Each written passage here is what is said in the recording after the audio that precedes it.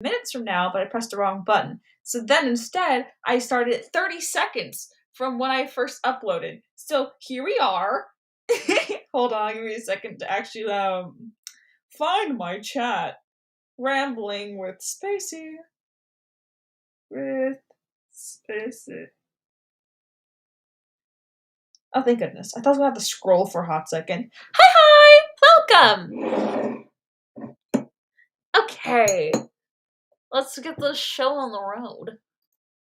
Screen share. Boop. Boop. Okay. How's your day going so far? Hi! Oh, wait! Hi! Hi! Welcome! Hello! Oh, wait. I think I forgot to... Did I remember to put a link to my Discord? I didn't. Well, looks like we're having some technical errors. Give me a second.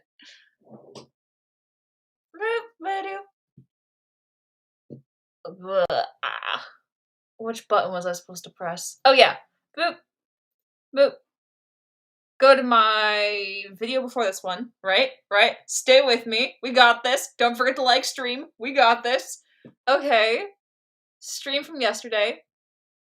We're gonna casually copy paste this from here. Did I forget to make this a link? I forgot to make that a link.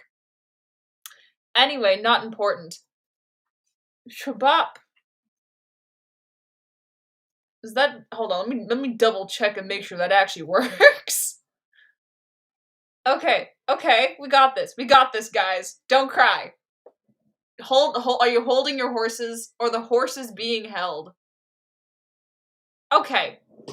The link works. We are good, we are golden, we are Gucci. Okay? How was school? Mine was pretty good. Oh, mine went awesome. Oh wait, I was supposed to pin the comment, wasn't I? Okay, pin, then draw. We got this. Hey, we made it. Okay. But yeah, how was school for everybody? Mine just started. I love my teacher for English, but she does scare me a little bit. Just a little bit.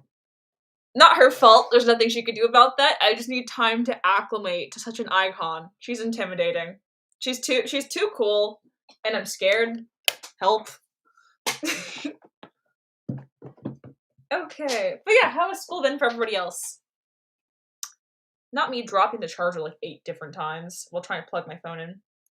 I've been enjoying my... Oh! Creative writing! It's a fun class! Oh wait, hold on. I'm gonna text you something. Hold on. Wait.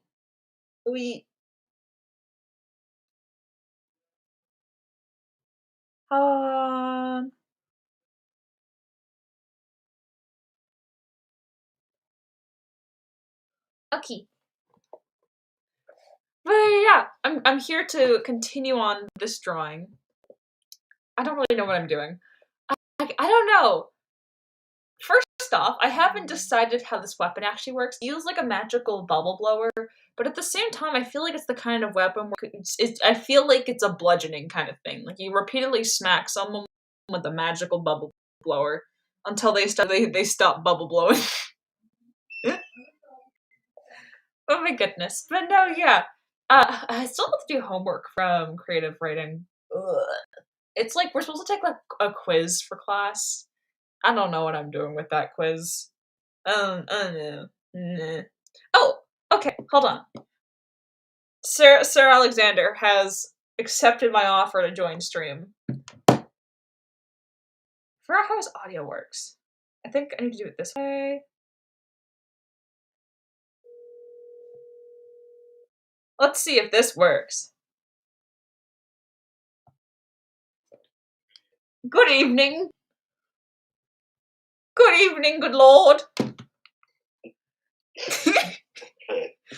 You are now what part of the stream? You've gone from you've evolved from chat to chatter. Yes. I feel like I've been chatting the whole time, just in a different way. I've been chatting since I was born. I was born chatting. You were born in a YouTube stream chat. That makes perfect sense to me. It's horrifying. Why does that sound like a new YA dystopian novel? Born in a Twitch chat. Yeah. I would not read that. Yeah, that sounds awful. Trust me, it's the next upcoming series. Harry Potter has nothing on this, you know? I guess I'd rather read it than Harry Potter. Oh my gosh. We will avoid the mistakes of Rowling's existence. Yes. Okay. I agree with that. Oh, guys! Welcome. This is Sir Alexander. I've had him on stream before, and now he's back alive. Officially been knighted now that you mention it. So pretty exciting. Spacey, guess what for a second, I only read half that sentence, so I thought you hit somebody. Guess what? I hit 2K. Congratulations! Genuinely, you deserve it. I like to think that they went around hitting 2,000 people, and they've just been keeping a journal of the number of people who they have violently attacked. Or they punched 2,000 subscribers. Ooh, that's actually, you know how, like, in Twitch streams, they'll have that thing where if somebody subscribes, it'll, like, play a funny noise, that sort of thing. I like the idea of a Twitch stream where if you subscribe, then the person streaming comes to your house and just punches you in the face. They just start wailing on you. I think I would subscribe to that, to be honest. Not because I want to be punched in the face, but just because I want to see the mechanism by which they manage to go to everybody's houses. My thing is, how do they keep finding me? Every time you subscribe, it actually just instantly doxes you to the entire channel. They are on their way. They are streaming from inside the plane as they are flying to your household. Or they can tell, it's like a superpower. As soon as you subscribe, they are in your house. They are in your house. That would be such a bad superpower. That being said, I still stand by my opinion that talking to animals would be the worst superpower. Oh, why? Oh, well, yeah. Yeah. There's just like a handful of things. For one, think about all the insects in your walls. No, I'm good. You just would constantly be hearing them all like, oh, I'm setting up a new spider web and catching flies. Like, that would be awful. It would be constant. But worse than that, birds. Well, not even birds. And you're gonna have to hear me out with this one. Okay. What if it turns out that your pet actually just kind of sucks? Right? No! Like, I'm hanging out at home, and then I realize that my pet actually is just super racist. That would be such a disappointment. Oh! Oh no! I thought I taught them better, but no. Oh! That's another reason. Additionally, go for it. What would I talk about with animals, right? Mm-hmm. Like, I show up to a bar, as, you know, I tend to do at 19 years of age in the US of A. I show up to a bar, I pull up a chair at the bar, I don't know how bars work, and then, like, an oyster pulls up a chair next to me. What am I meant to say? Hey, an oyster? How's ocean stuff going? Like, what? No, that's actually a good question. Oh gosh, what if my tortoise and I have completely opposing political ideologies? Exactly. Oh. That would just be a tragedy. And the thing is, I still need to feed it. It's still my responsibility. Yeah, it can't feed itself, but now you have to feed it while knowing that if it could vote, then it would vote for the opposing party. Oh. Like, oh no. It's a tough situation. I couldn't deal with what. Oh no. I feel like different animals would have like grievances. Like you know, like what if a deer just has like a huge thing against, actually wrong example. What if a bunny is just like really racist towards hawks? Not every hawk has hurt that bunny's family, but at the same time, there's a lot of history there, you know? I wouldn't feel like you reinvented Zootopia. Oh yeah. I don't know. I don't think I'd feel comfortable having political opinions between hawks and bunnies. There's just there's like a whole dynamic I'm just not aware of. Yeah, it's a good point. Which is why I stand by my idea that talking to animals would just suck as a superpower. No, yeah, you're right. You convinced me. Okay. It's not worth everything that comes with it. No, yeah, you're right. Hold on, now I want to ask chat. Okay, hold on. Let me type this in chat. Oh. Okay. Also, let me make my volumes working. I really should have double checked that first. Although I assume by the fact that they're making jokes about punching, I will assume that they can hear me. Okay. Worst superpower. I can't spell super, but it's okay. Superpower. What is it? Okay, you wanna know what my favorite superpower would be? Do tell. Okay, so like, by this you can tell I grew up watching Naruto. But like, I would love the ability to have shadow clones of myself so much. That would be handy. Uh-huh. That would be really handy. Mm-hmm. Also, the fact that if they die, I get none of the repercussions, but I also keep all their memories and muscle memory. Yes? Yes. I mean, that's already a thing in the show. Clone to yourself would be good. That being said, you do always run that slight risk that you end up with a whole, like, clone dilemma. Oh, true. You know, the one where it's like, oh, am I the original? Yeah, but they disappear and they kind of just reabsorb it, so it wouldn't make much of a difference. They're all neat, technically. Because, like, the clone dilemma usually exists because, like, I create a clone. The clone is a separate version of me. We'll never go back together, and we're just trying to figure out who is actually who. If we just kind of reabsorb. I reabsorbed my twin. But have you ever watched the TV show Invincible? Oh, yeah! That was so good. To duplicate in that, I like the way that she deals with things, where she just says that all of her clones are the real her.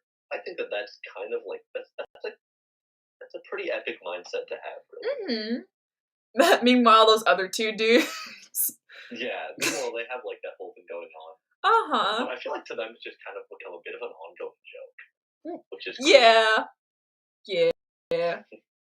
One of us must die.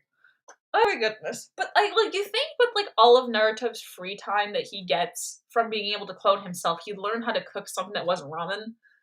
Like, well, he didn't really cook for himself at all. No, but he could. He has the ability to do so. He could. I just think that he comfort food. I mean, honestly, he could use his shadow clones way better. If we're being honest. What? Wait! I just realized something. He can create shadow clones, and yet he still doesn't spend time with his family. He could if he wanted to. He's the strongest person on earth, and yet he cannot bear the energy to come home and help Hinata every once a week. Yeah, just come in, take care of the kids, watch over them, make sure that they're doing all right. Like cook a couple of meals, do the dishes every once in a while.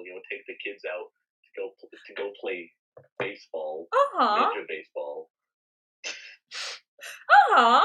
It's like why are all the guys such horrible husbands in that show?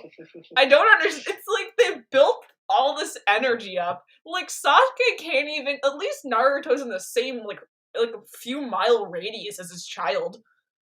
Like, yeah, I mean, the thing is, I haven't really watched that much Naruto. I have absolutely not watched it to the completion.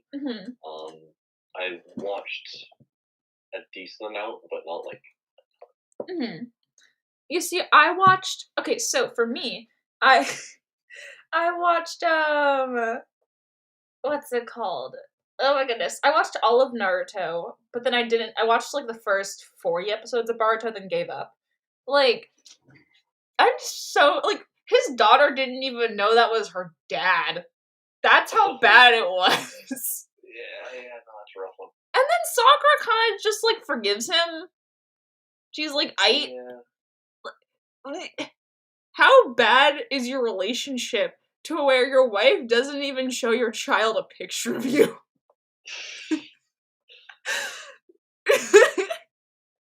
Yeah, no, I can agree with that. It's so I wish that, they could have easily just gave them any vague dad abilities at all, but they're just deadbeat fathers. The show Okay, just... that is a great question. What would be dad superpowers? Oh gosh. The ability to make horrible yet funny puns at any moment. Yeah. Regardless of time or place. I can agree with that. Dad powers. Or debowers. The thing is, I feel like people give puns too much, like, people dislike puns way too performatively. I think puns are delightful. I mean, puns are just like a staple of the English language. Yeah, they're lovely. Who doesn't like a good pun? They're just so punny. Except that one. Not that one. The rest of them, sure, not that one. I'm unstoppable. Anyway. Upsettingly so. But, makes door handle sounds. But, no. Well, okay, what would a dad power be? Each dad joke makes them stronger. That's what chat says. Oh, that's a good one. That's a good one. But stronger in what way? They're like define strength in the circumstance. They get better at dad jokes? No. Their dad jokes get better. Their literary humor. If their children have children, therefore they're now a granddad. Mm-hmm. What is a granddad if not just a more powerful dad? Yes. Get sex off. I like that. That's a good one. That's the really helpful thing about it. He just is strong. Yeah. He becomes more dad. Just simply more dad in terms of quantity. What does that even mean? Well, yeah, I mean, no. Like, if you have more muscles, that means you were most likely going to be larger, and therefore there's just more dad mass. Okay, I was imagining that imagine like the shadow clone thing, right? But instead it's like a pile of human mush, and the more jokes you say, the more it becomes more dad until it's a fully formed father clone. More dad. I lost you somewhere there, but I agree. I have more dad than you do. How many dad do you have? I have and a half dad. I'm completely lost. Don't even try to figure this out. Yeah, no, I'll leave it. I'll leave you. Oh my gosh. Top 10 dad, number 5 your mom. Anyway. Oh, goodbye! Thank you for watching! Oh, did it get glitchy? Goodbye. Oh, it stopped getting glitchy. But Ash has to go. Goodbye, Ash. Oh, someone's having a birthday. I didn't look at somebody having a birthday. I'm working on a video, so I won't type much. Somebody's birthday is today, I think. I feel like there are probably a couple people's birthdays today, if we're being honest. Ooh, somebody said... Oh, true. About a handful of people were born today. Yeah. Somebody said, there were... Okay, so Sky says that their worst superpower would be a power that lets you turn into a pencil, and you can't change back. You're just a pencil. Oh. And you just slowly get worn away as people use you as a pencil. Yeah. I mean, I guess you don't get... I mean, when you get shaved, are you dying, or are you just being dispersed? I mean, I think that part of you is no longer part of the pencil. Mm-hmm. So it's, like, no longer part of you. Uh-huh. You see, these are the questions our society is too afraid to ask. So true. But we are bastions of truth. Yes. You know, I would say you lose the part of you, which means that eventually you will only die as a pencil once you've been completely worn, if that makes any sense. What if someone just leaves you as a nub and you're never able to reincarnate because you're just stuck as a pencil nub? You're just stuck as a pencil nub then. C'est la vie. Me, who only ever uses like half a pencil and then forgets they exist or loses I them. have like 20, 30, 40 pencils just sitting around me right now in tubs. I don't use pencils. Me neither. Just don't. They're just sad. You sad little pencil. You'll never be free like me. What about the ability to turn people into pencils? The ability to turn people Yes. into You'd always have someone be like, "Oh, can I have a pencil?" And you're like, and then like, yeah, grandma. if somebody was like, "Hey, can I have a pencil?" I would give them a pencil without turning a person into a pencil, which I know is kind of a bold claim to make. But think of the possibilities. You'd be called the pencilator. I could also not be called that as well, though. But it's such a catchy thing. It's so catchy. The pencilator. Get skin cut off. You will perish. Nar. I hate perishing. I think, if we're being honest, I would most likely perish if I got my skin cut off at any point. Are you sure about that? Yeah, probably. I haven't tried. I have not tried this before. So, you can never really be sure. You'll never be a real alpha male like your papa. Like my papa, who frequently was a pencil. Yes. I make sentences, guys. Mm-hmm. They're good sentences. They're solid college level sentences. Yeah, that's a good point. We're in college, aren't we? Uh-huh. I'm old. Yeah, I hate to see it. It's funny, because, like, for Every me... once in a while I forget that I'm in college. Same.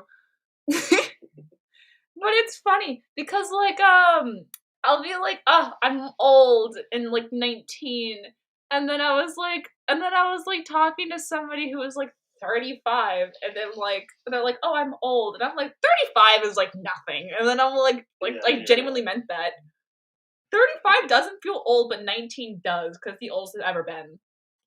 Yeah, no, I think that makes sense. Mm-hmm. No matter how old you are, you probably feel relatively old. I remember feeling old when I was 8. I'm like, I'm practically, like, dead. Child thoughts. Yeah, oh my goodness. It's true. Mm-hmm. Top 10 times you were a child. Imagine a top 10 video where it starts describing your life. Oh god, that would be a really fun, like, horror video. Yeah. Oh my gosh. Top 10 mistakes you made. Number 5, that one time, it just starts going into, like, very vivid detail. Oh my gosh. Top 10 mistakes you made. Number 1, watching this video. Ooh, life regrets. Top 10 life regrets. Oh. That could get sad real fast. Yeah, no, it definitely could. Why did my brain go top 10 life regrets? Number 5, your dad. I need to stop making your dad jokes in my head. But I'm unable to. They're just too powerful. Your dad. You man. They're like the bottom feeders. Femurs? They're the bottom femur. My femurs are relatively close to the bottom of my body. Yeah, that's a fair point to make. Yeah. Oh gosh. You know what show you should totally watch if you haven't seen already? Do tell. There is a very, very beautiful show called Too Cringe to Handle. It is the most painful thing I've ever seen. Have you ever seen it before or no? I haven't, but I can't handle cringe well at all. I'm terrible at it. Yeah, it's such a good show, but it's so painful. Oh god, I just wouldn't be able to do it. Can I tell you the plot? Yeah, why not? Okay, so it's the four weebs, and I mean this like unironically, like unironic weebs, like unironic usage of mispronounced Japanese words in every other sentence. Oh, Yeah. awesome. So four weebs set out on a venture to go to an anime convention in which Okay. it does a really good job of writing these characters and having you feel for them, but they're also like the most painful humans to ever exist. Oh, It's like a YouTube series. Like oh like the show also does a really good job of like having these I could describe the vibe. They have these very awkward moments of silence after a character says something where you desperately want a conversation change. Ugh. And, like, they're not even like a happy friend group or anything like that. They like kind of hate each other. Like, oh boy. it's because, like, on episode 1, the peacemaker of the friend group, or like, the mom of the friend group, they get into a car accident, now she's in a coma. So mom of the friend group is out, and turns out they're all, like, dysfunctional adults without her. Accurate. It's so sad, because, like, they're going through a lot. Like, for instance, with its first, the episode 1 follows the whole cast. Each episode after that follows everybody else because they all split up to go do their own things. Like I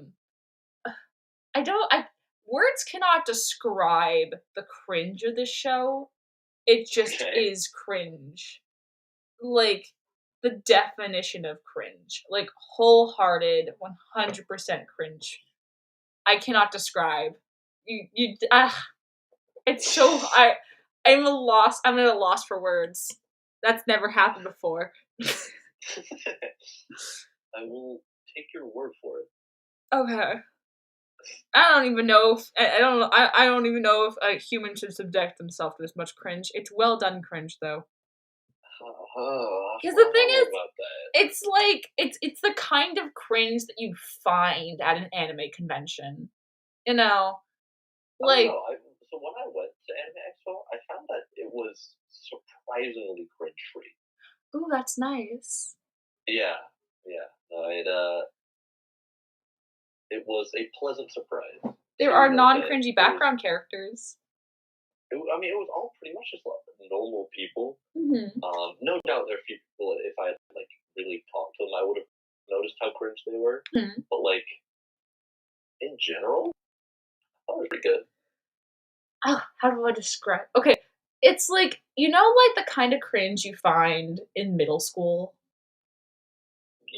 Oh yes. My middle school had a gaming room, and I could find each person from that show in that gaming room. I have memories of those people from that gaming room. Oh no. That gaming room gave me headaches.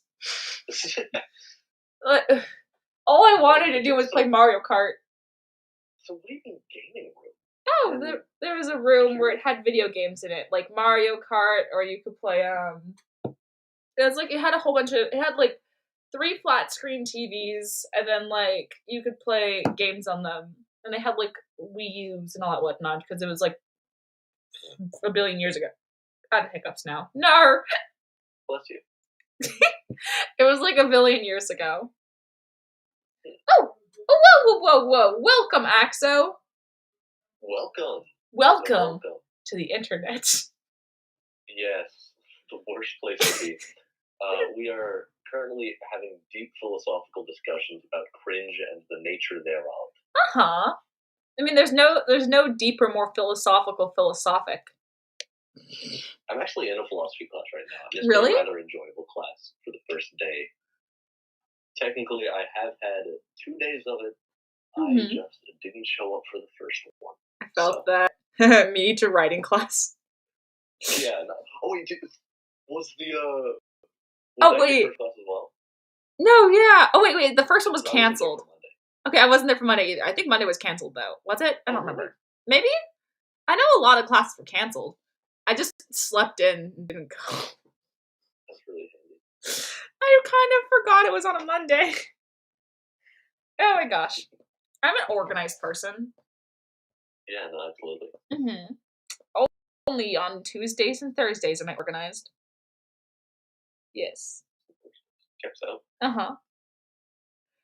Oh my goodness. Anyway, if you were forced to have to be able to communicate with any animal, what animal would you want to pick? And it has to be something that you would be able to talk to, not like a deep sea fish. Yeah, I was about to say, I think the cop-out answer for that one would be that I could just, like, pick something I would never be around, like a walrus. Because that's kind of the easy answer. Mm-hmm. I think if it needs to be one that I'm around relatively frequently, I think I would go with crows, to be honest. Yeah. Just Yeah. because, like, they're smart creatures, you know? Mhm. They're, like, they definitely, I think it would be pretty easy for them to, like, actually understand people, Mhm. and then I could make friends with them, Mhm. is kind of my mindset, you know? No, yeah, I agree. I think crows are also nice because like they're not as janky as other birds can be sometimes, and I feel like rabbits, no. I don't want to know what rabbits think about. They can be cute. I don't want to know what they think about. Mm-mm. No. Considering this, rabbits. Thing is, I think, pardon me, I think rabbits show up too frequently, but also I feel like they just don't think, you know? Mhm. There's just no thoughts head empty. Oh, I don't know. I feel like I No? just imagine them going munch, munch, munch, munch, munch, munch, munch. Oh, that's a good point. I could see them just constantly just munching. Canine is a tempting option, but as I mentioned, I feel like it would throw off the dynamic I have between my pet and myself. But right now, it's in a pretty comfortable dynamic where I provide for them, they provide companionship for me, and it's just we all chill out about it. And like on the 4th of July, they poop on the floor. It's a healthy and comfortable dynamic. But I think the moment they're like talking and stuff, then they feel like, hey, buddy, I see that you've changed up the food there. I really like the old stuff. It feels a lot cheaper, if I'm being honest.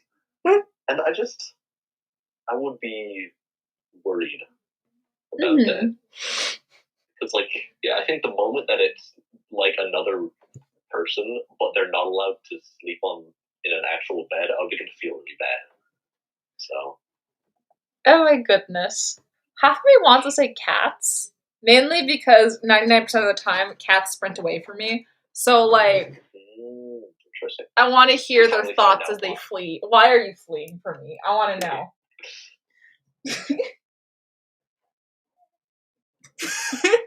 Also, I think it'd be funny to like look at like a cat and have it go not her and run. It's just his final words. Oh god, it's crazy.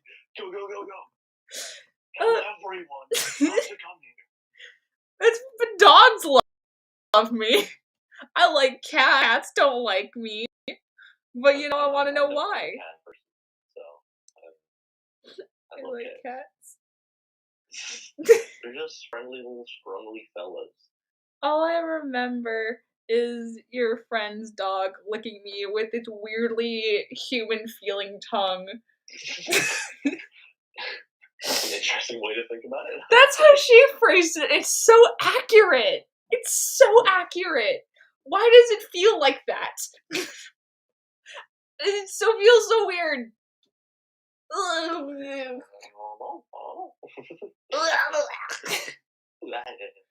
like the little rag doll licked my hand so many times, but they were cute, but also like very saliva-y. But I can accept that because they're a dog. Yeah. Oh my good little rag doll. Oh my gosh. But yeah. Sir Claire. How was the Chainsaw Man finale? That took me forever to remember all those words in consecutive order. You know what? I'm proud of you for remembering them Thank all you. in order. That was Thank very you. impressive. I'm really proud of myself too. But yeah, no, it was. I mean, obviously, it was awesome. It was. I really enjoyed it. It had, in terms of closing, it definitely had my favorite closing. Mhm. Yeah, and as a whole, last episode was really good. I like them introducing all the new fiends and devils who are like technically friendly. Mhm. Just as a whole, I'm really excited to see where it goes, and I think I'm just gonna read it now Mhm. because I am impatient. No, probably same. Oh, it's so good. Oh my goodness. Oh yeah. It's funny though because like on YouTube there would be like like oh gosh, I can't remember what it's called. You know when people just post like a picture to YouTube, like that section of things? Like I suppose. there's like a chat section on YouTube. I forgot what it's called. But anyway, so you can post a picture to YouTube and people would post a picture of like a scene from the show and then they like watch my video analysis on it, But the Okay. entire comment section would just be filled with shipping discourse for no reason. Just Do you mean Chainsaw Man shipping discourse? yeah. All Oh, shipping interesting. discourse is the same shipping discourse. Okay, It's yeah, I just. it's I mean, always that does lead to the question: who do you ship in Chainsaw Man? okay. Don't judge me. Oh gosh, no promises. I think Power and Denji could be cute together as long as they never have kids. I don't think that is physically possible, given the fact that Power is a female. True, as long as they never adopt, I don't think they should legally be allowed to I adopt. think that if they grow up, then and there's a big If yeah, then I think it could be fine. I don't know. I feel like their kid would be mongrel. Yeah, but I think that they would be able to handle it.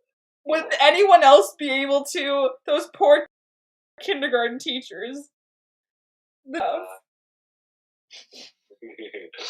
I would love that. Honestly, I would totally watch that AU.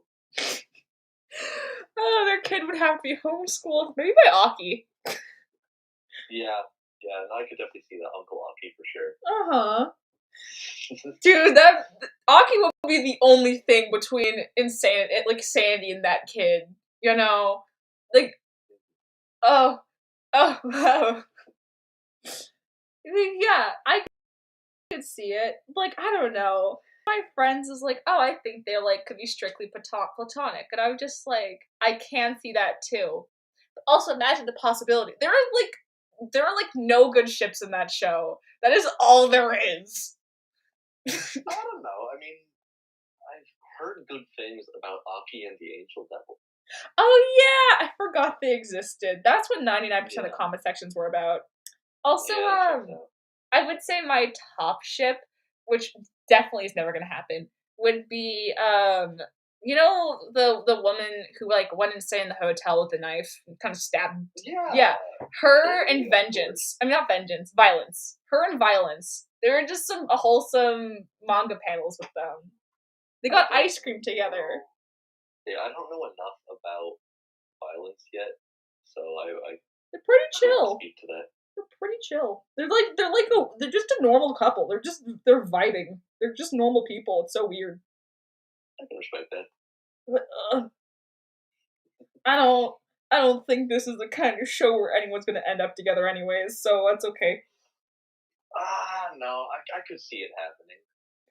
I don't know. Because, I mean, for one, of course, the manga's still being written. Mm-hmm. And for two, I just think that the creator of the show loves the characters so much. Mm-hmm. That, yeah, I definitely could see him continuing to, develop the characters and develop relationships. Because, the relationship between the characters are a pretty fundamental aspect of the show. Mm-hmm. You see, I have the vibe that if anybody in the show ever, dates, one of them will get instantly killed off. And I am so terrified of that happening. I can see that. You're Also, as far as like Denji goes, I couldn't see Makima ever letting him date anybody. Cause like I feel like that kind of like gets in the way of one of her tactics, you know? Yeah. But Yeah, no, I think I can agree with you Denji deserves happiness. He does. He does. Poor Uh-huh. Denji. With somebody who's not like actively trying to harm him. The bar is on the floor for this kid. Yeah, and there are so many characters who sent for him in some way. Mm-hmm. But like, oh, you know what ship I don't get? Do tell. Okay, okay, Aki and Denji. I feel like Aki would just die inside slowly. Yeah, I definitely don't see that one. Uh-huh. I could see them eventually becoming friends, but just given the standing that we've seen of them so far, Mm-hmm. yeah. No. But I don't know. I feel like that would be a very swift breakup. Like Aki seems like the type of person who wants somebody who's vaguely able to take care of himself. Vaguely. Yeah. He definitely is like the caretaker type of person. Mm-hmm. But also, I think that it's kind of a by necessity type thing and not by choice. And if he had a choice, then that wouldn't be his thing. Honestly, you know what'd be wholesome? I don't know who this would work with, but Aki x another caretaker character. Why are there never caretaker x caretaker ships? That would be so sweet. Well, I think it comes down to how a lot of people tend to expect a caretaker to be somebody who they'd be taking care of. But I agree. I do like seeing things where they're both like, I guess it's kind of, they're both like disaster caretakers where they're normally just total messes. But then the only time that they like get their stuff together is when they're taking care of somebody else. Uh-huh. Because then I think then they would essentially like be taking care of each other. I think that'd be a super wholesome. That's such a wholesome show. Like two people who are like just completely unable to take care of themselves. But then they're like, no, let me make you dinner, even though I haven't been able to get out of bed and make myself food. And they're like, no, let me make you dinner. And then they cook together. Yeah. Oh, it's why? I just made my own favorite ship, and it's not even real. Now you just need to write up the show around it. I suck at writing, hence I'm taking a writing class. Love writing. I love writing. I'm just not good at it. Like brain no thinky when I have blank pagey. You know. I like to think I'm pretty good at writing. I could pretend I'm good at writing if I wanted to. I think you're good at writing. You can write a lot of sentences. Yeah, no, I think in terms of quantity of sentences I can write, yeah. Yeah. And that's the only thing you need to do in writing. Make words. Yeah, just mass quantities of the writing. Yeah, that's all that really matters.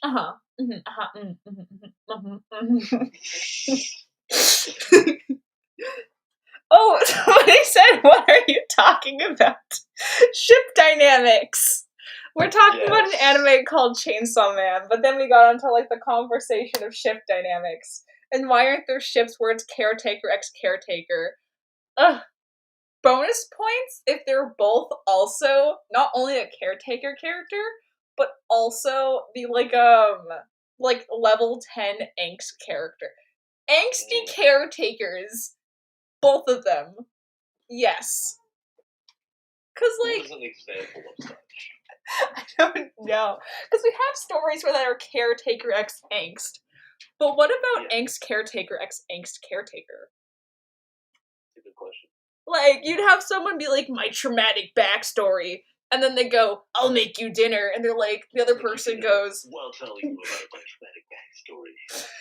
Yeah, and then the other person goes, that reminds me of my traumatic backstory that I'll tell you while I draw a bath. And then they just keep going. You look a little bit chilled there. You know. Yeah, no, that makes perfect sense. Or even I have to go. I don't want to get involved with you because of my deep traumatic past that I have to confront now. But before I go, let me draw you a back. You look a bit chilled. And then they, like, walk broodingly into the snow. Okay. That makes perfect sense to me.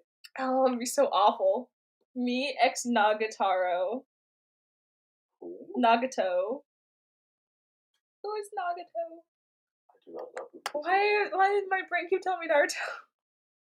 Oh, no. It's not. Okay, hold on. Nah. From which series? Are we talking Danganronpa? The name sounds familiar. It might be Danganronpa. It might be. There's a strong possibility. Oh, Danganronpa. Okay. It is. Yeah. Okay, they like fluffy white hair dude. I've never played those games in my life. But my friend was really into them. I watched a decent bit of the anime one. I did watch That the was- anime. It was fine. All I remember is that one girl where they're like, plot twist, she's crazy. I'm like, I could have told you that. Like episode 1. Like, I don't know. Quirky glass girl in that school, she was never gonna make it. She had to be cookie. But it's okay. I mean, I think that kind of the point of the show, or not the point of it, but one of the things in it is that like all of the characters are kind of like they're all quirky in some way. Wasn't there like the really buff girl in the schoolgirl uniform? I think. I don't know. I remember liking her when I was 12. Or whenever that show came out. Ah, she was so sweet. I think she died. So, rest in peace. That is unfortunate. Yeah, I'm not really sure what I was expecting from that show. Kind of just, they were gonna die anyway. Ah. Oh, what's a TV show you watched when you were younger that felt like a fever dream and then you found out it was real? Oh, I feel like I had one of these recently. Oh man. Oh, this is really annoying because that's gonna bother me. You're welcome. Of what it is. Oh, You know, it'd be a cool superpower. The ability to make somebody want to remember something they can't remember. Like a yeah, the song. ability to actually remember things, that would be nice. Like, yeah, like they're just cursed to want to remember the name of a song, but they can't remember it, but now they really want to listen to it. Yeah, no, I think minor annoyance, just as an ability, is an underrated ability. Uh-huh. Just kind of bothers the other person. Or Not a lot, just a bit. the ability to make someone want to listen to a song that doesn't exist. I feel like I have been hit with that every once in a while, because every once in a while I think of the idea of a song, I'm like, yeah, Mm-hmm. sounds like it'd be pretty cool. But then Sometimes it just doesn't exist, which is disappointing.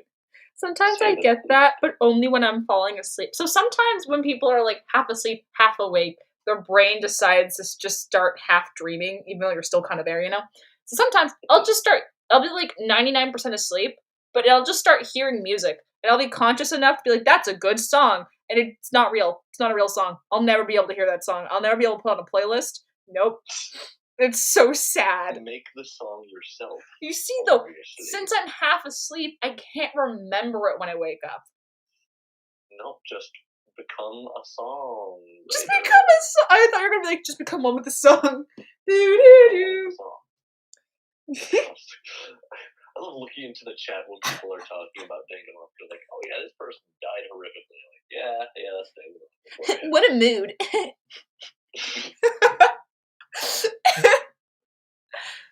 I But enjoyed that show from the amount that I watched. It was pretty good. I I went. liked the art style a lot. I don't remember if I watched it before or after, but I watched these two like consecutively. I watched that, and then I watched like Future Diary, and then 12-year-old me is like this stuff. I remember Future Diary. This That show was an janky. interesting show for sure. It definitely existed. Some of those things Probably. Some of those things definitely belong in the fever dream category. Yeah. Okay, the thing is, for the longest time, I didn't keep any form of diary or anything. Mm-hmm. So it really was like one of those cases of like that just would be such a bad situation for myself to land in. But now I do keep a type of diary, and it would also not be helpful at all because it's a food diary. It's just a journal of what I eat and when and how sick it makes me feel when I eat it. So it was just so useless to be able to look forward a week and go, I'm going to eat pizza on that day and I'll feel a little bit queasy because of eating it. Oh my goodness. Oh gosh, there was a show, I don't remember the name, but My Fever Dream Show, it's like a show about fairies in a forest, and there's like a goop monster that's like evil. Okay. And I can't remember its name, but the goop monster was like, it was like supposed to be like the embodiment of pollution, and they had to save the forest, guys! Wait a minute. That's not a show. A movie. That is a movie called Fern Gully. Yeah! I know the exact one. My grandmother loves that movie. Oh, I used to love I've it as a watched kid. it many a time. What do you think of it? How was your Fern Gully experience? I think it's awesome. I think it's sick. Mm. Beyond that, did you know that I do believe the main character, Mm-hmm. or not the main character, the Goop guy, is voice acted by, I think, Freddie Mercury. Really? I could believe that. Yeah. His voice is so nice. It's like he's such a good singer. If I remember correctly.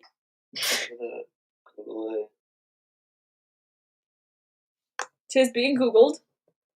Yeah, working on it. Oh. Makes gargling sound. Okay, it looks like it was Tim Curry, I guess. Okay. Who was Dr. Frankenfurter in the Rocky Horror Picture Show. Dr. Frankenfurter. That is a fever dream.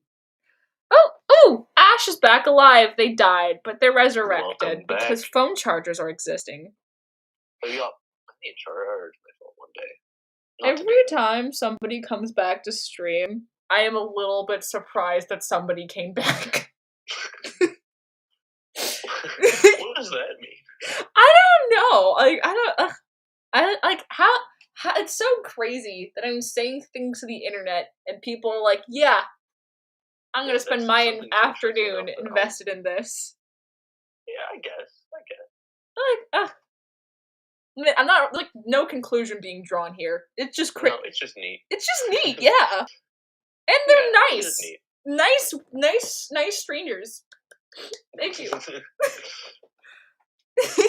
It's Skies. It said Ash. I get Skies and Ash's names confused all the time. Because you live in a place where there's constantly fires and therefore ash in the sky. Oh, you're right. Ugh, fire season. Yeah. That is the only time I've ever had a snow day for school. It wasn't snow, it was ash. Oh my gosh. I remember there was one day where it actually did snow at my school. Like a little bit. It wasn't enough to be like snow. They weren't like flaky flakes. It was just like it was like someone's dandruff came from the heavens. Yes, of course. As they frequently say, snow, God's dandruff. When the angels haven't been conditioning recently. It was a fun day. Everyone at school was like, "Oh my gosh, sky dandruff!" Everyone left the cafeteria to go stare at it, and then they went back inside. I would go stare at it. I would totally throw snowballs and get in trouble for it. There was not enough snow for a snowball. You could make one. There was no. There wasn't. No. No. You couldn't make a single snowball. No. There was not. There was. This is once again. This was like a very small area in California. Just happened to be kind of snowy-ish around my cafeteria. That's kind of sick, though. You could throw a rock at a kid, though. I think that you can always do that. It's practically a snowball. Just like dense. It's a dense snowball. Oh my gosh. I think we've thoroughly confuddled chat, but that's okay. Yeah, we're having one of those kinds of days, it would appear. When am I not having one of those kinds of days? Oh my goodness. What is the best kind of days? The ones that I find the most fun are when you and everybody who you're spending time with are just completely off the gloop. The gloop? Yeah. Off the gloop. Yep, you're just all in just a weird, crazy mood. Mm-hmm. I think that those are really fun days. No, The yeah. ones I found most entertaining throughout my life. Your ability to answer a question that I myself did not have an answer to was amazing. What are the best kind of days? I've been thinking about this for a week. The thing is, I find that the best times Mm-hmm. are times spent with other people, Mm-hmm. and so because of that, I therefore went and thought, oh, what are my favorite times when I'm with other people? If that makes any sense. Mm-hmm. Yeah, I would say like all my favorite memories are things I'm doing with people's. And that's valid. Yeah, no, Yeah. I'm completely with you there. Yeah. Yeah. But no, yeah. What's the most bored you've ever been in your entire life? Discovered? No. You. Yeah, no. That's a tough question because I feel like any time that I've been super bored, I feel like I would just forget it, you know? Mm-hmm. And I already have really bad memory, so that doesn't help. Oh, joke. It's gonna sound like a joke, but it's not. I genuinely forgot you had bad memory. Yeah, no, I have critically poor memory. May you rest in peace. Thank you. I'll certainly try. One of my friends has bad memory. He's convinced his brain is rotting. I do like some good old-fashioned brain rot. It's basically my YouTube history. Brain rot? Yeah. Just categorizing your brain rot. There's nothing of interest in there to anyone. Like, yeah, no. Yet No. there are people here watching. I know! They're not watching my YouTube history. True. Going on a road trip is boring. I don't know. I love the last road road trips. trip I went on was actually very enjoyable. It was a trip from Texas to California, and it was just pleasant. It was very pleasant. I had a good time.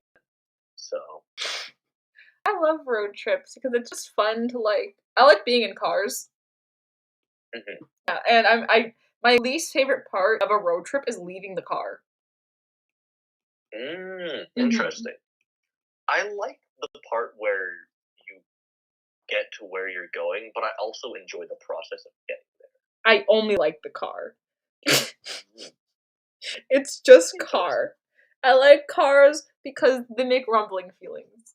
The part that I like about being in the car is that it's just a time where you're just hanging out with somebody who ideally you like hanging out with, and so you're just hanging out and having a good time. Why did I think your answer was gonna be, oh, it's because ideally they can't escape. And I'm like, They can't escape me. It is the definition of a captive audience. Up there with chaining people up in my basement. Captive audience.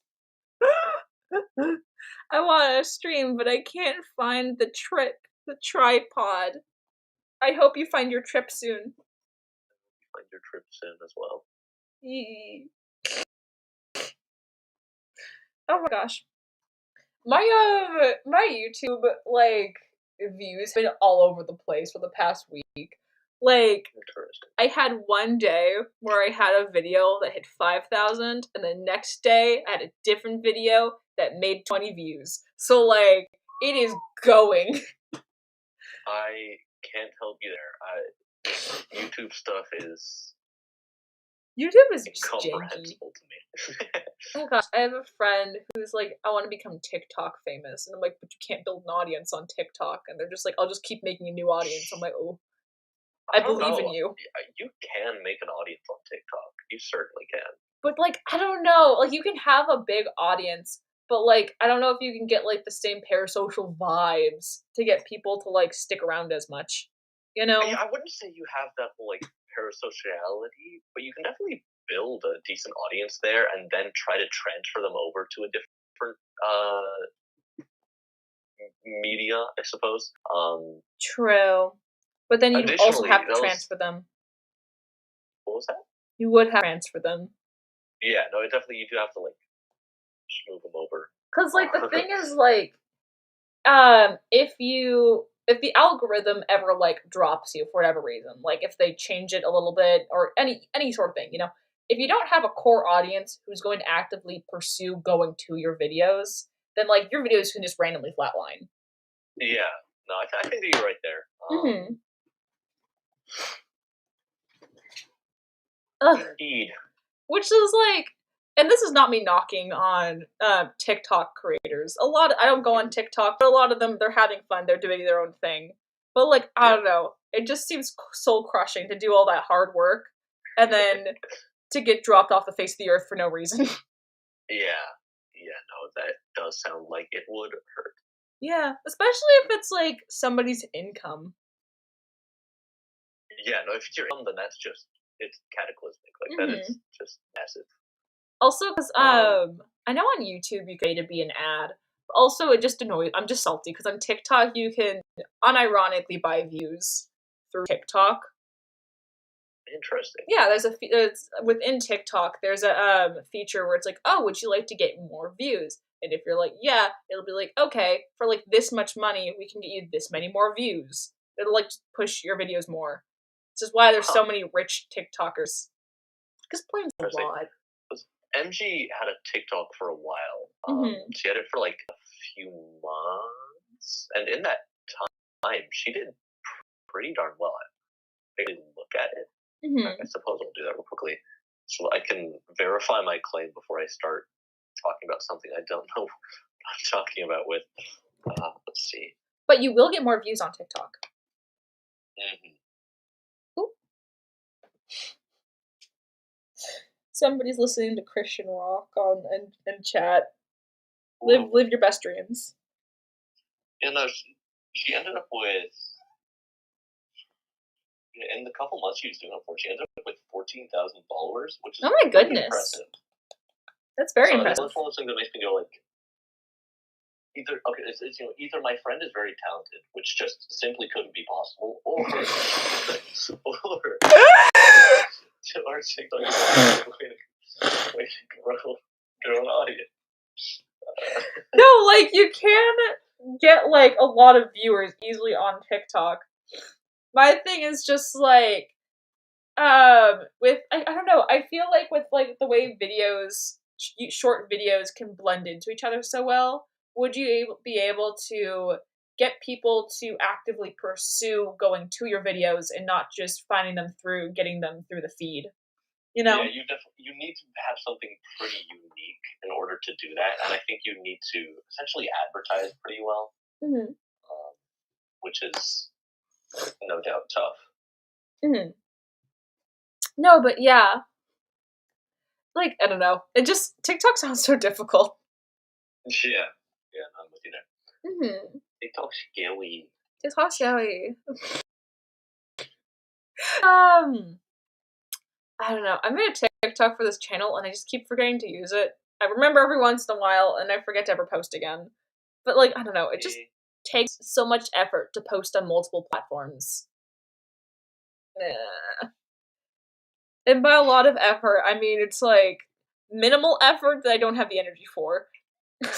Yeah, no, I'm with you there. I feel like every once in a while I hit one of those things where it's something that just doesn't take that much effort, but it feels positively impossible to do.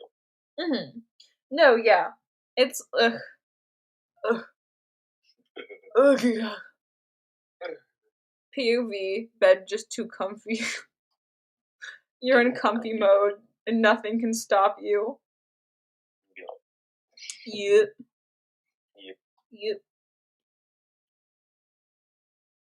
Comfy mode. I do really like that I have Fridays off. I just don't have school during them. I need to keep reminding myself to actually do that homework assignment due today for the quiz thingy for that class that I can't remember the name of. Creative writing. Creative writing.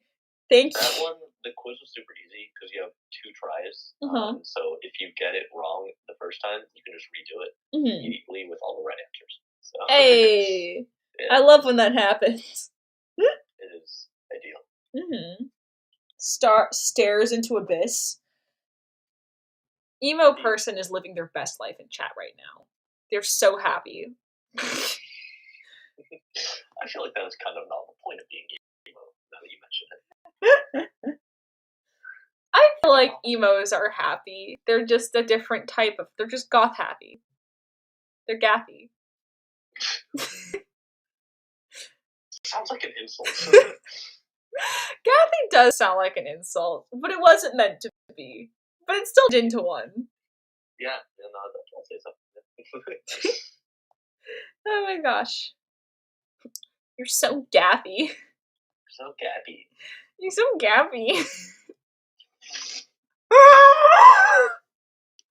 Oh my This guy gosh. says, and I quote, "Me playing Fortnite. Are you winning, son? Are you winning, son?"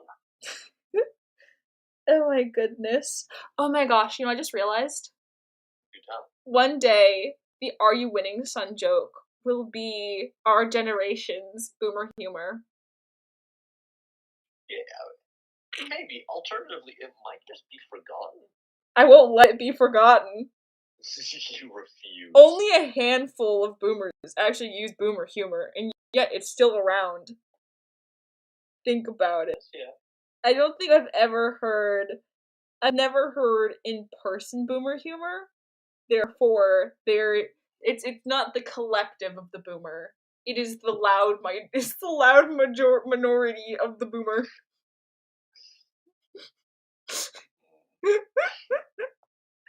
And I will keep the boomer humor alive, or I guess the Gen Z humor. When you guys move on to better memes, to better pastures, I will still hear saying, speaking, whispering, your mom. May you rest in peace. Bless you. Thank you. No. I'll certainly try. Oh my goodness. But yeah. Have you witnessed any good anime this season? I mean, of course, I had Chainsaw Man. That was a very enjoyable anime. It was spectacular. It was a great season anime. Yeah, it was great. In terms of non-Chainsaw Man ones, let's see. I've recently been watching. Have you watched Bocchi the Rock before? Yes, It's I started it. one. I'm like halfway through it. Yeah, no, I'm like 4 or 5 episodes in. I've been watching with friends, and it's been really good. I think it's kind of similar to what's it called, Komi, but I think that it's more relatable. No, I completely agree. Yeah, it's more relatable and a smidge more realistic as well. Because where Komi is kind of I guess, fanciful, I would say, Bocchi is much more true to life. It's not too over the top with anything, other than it'll be dramatic about things, but in a way where it feels like Bocchi's being dramatic, not like the world itself is a crazy place. I think part of it just because when it comes to Kokomi, it's so much, oh, she's popular, but she doesn't know it. She's so beautiful, but she doesn't know it. While when it comes to Bocchi, there's nothing physically wrong with her or anything like that. Like, there's no, like, discrimination in that way, you know? But it's just like I can't socialize. I don't know how to socialize, and because of that, no one's gonna pursue me. Yeah. That's it. Like, she likes music and is a good guitar player, not because she was born as a great guitar player, but just because she worked hard at it over a long period of time. And I think that's very admirable. No, I completely agree. And, like, another thing is just the aspect of, like, the real aspect of 99% of the time, unless you reach out to people, people aren't going to reach out to you.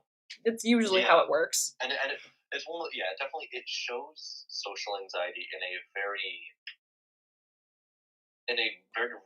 light where it's like, it's not something wrong with you, but it's a challenge. And additionally, it's a challenge that you have to overcome through work and effort, and it will be difficult. Mm-hmm. And it's not difficult because of something you did wrong, but it's still also not something it's not just going to go away. No, yeah. And I think that it's really well done in that way. Mm-hmm. Also, I just love this scene where she gets all excited. All her friends convince her to get a job. She's like decided to go to work, and then spends like the entire afternoon trying to get sick. Yeah, I felt that.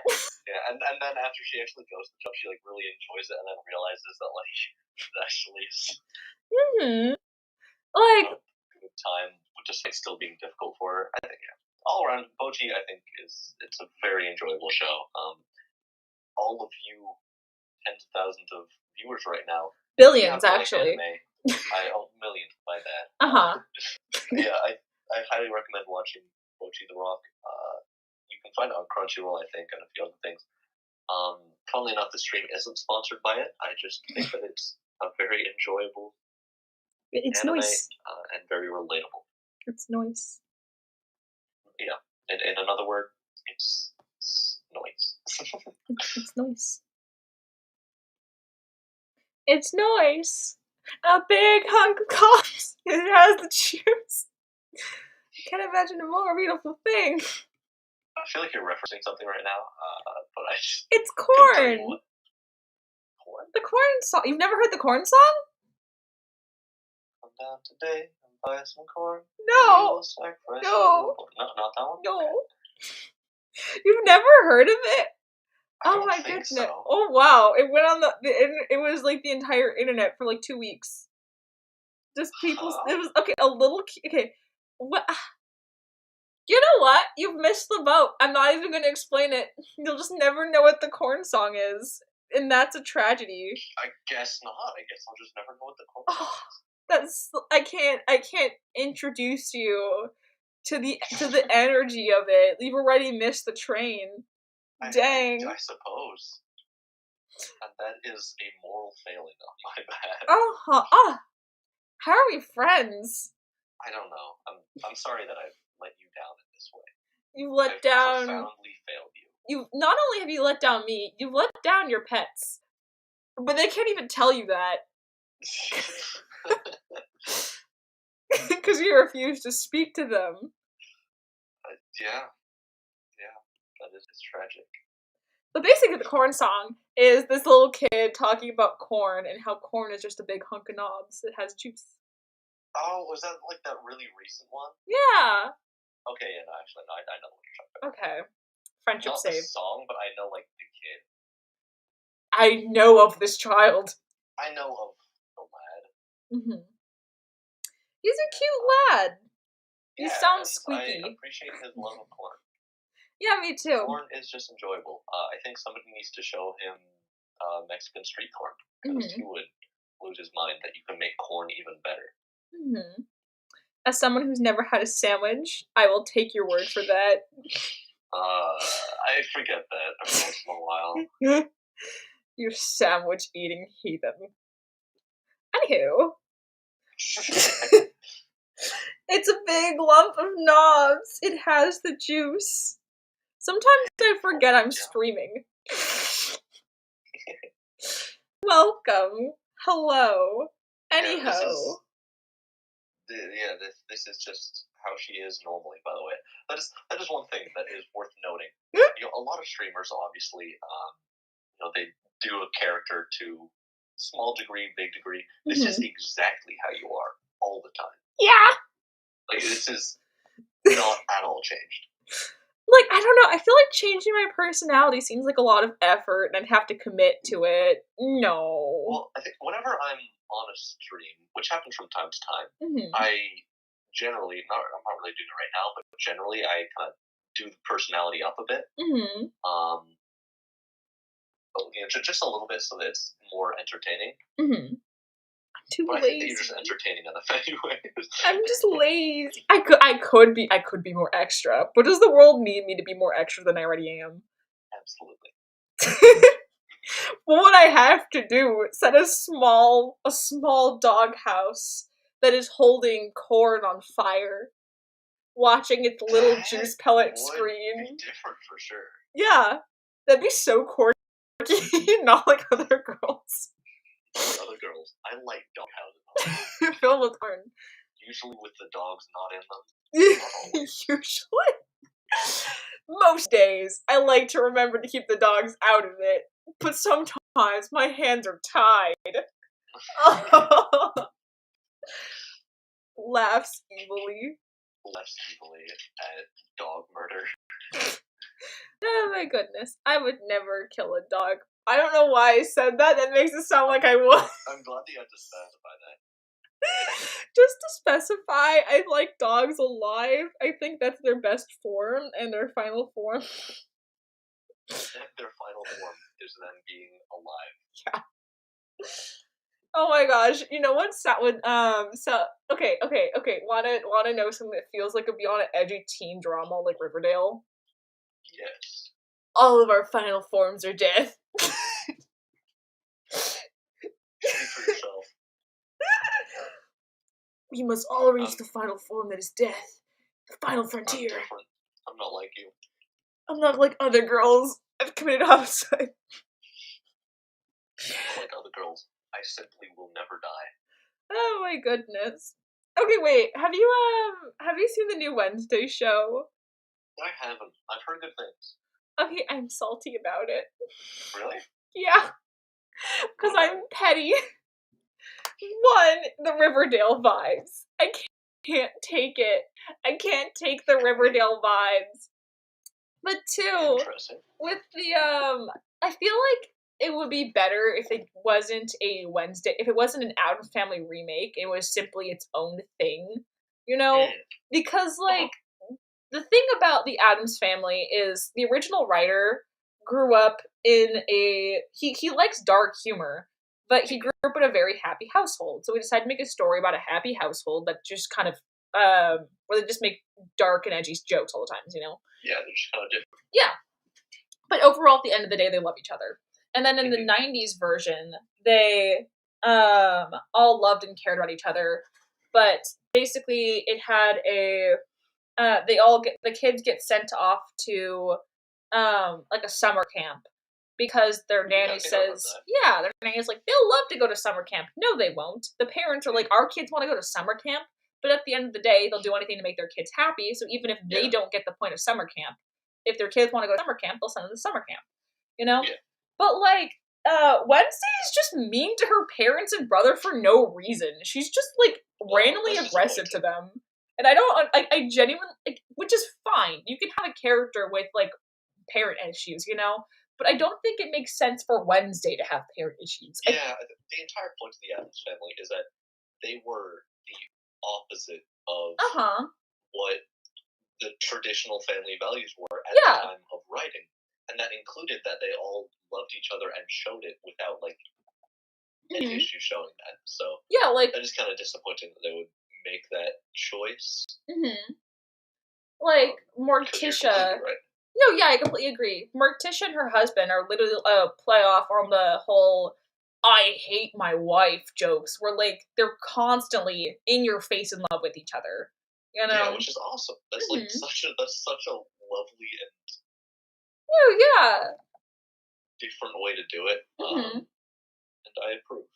Like, and another thing is, like, if you look at the 90s movie, such a good movie, like, they do a really good job of, the only reason that they disliked the other kids at the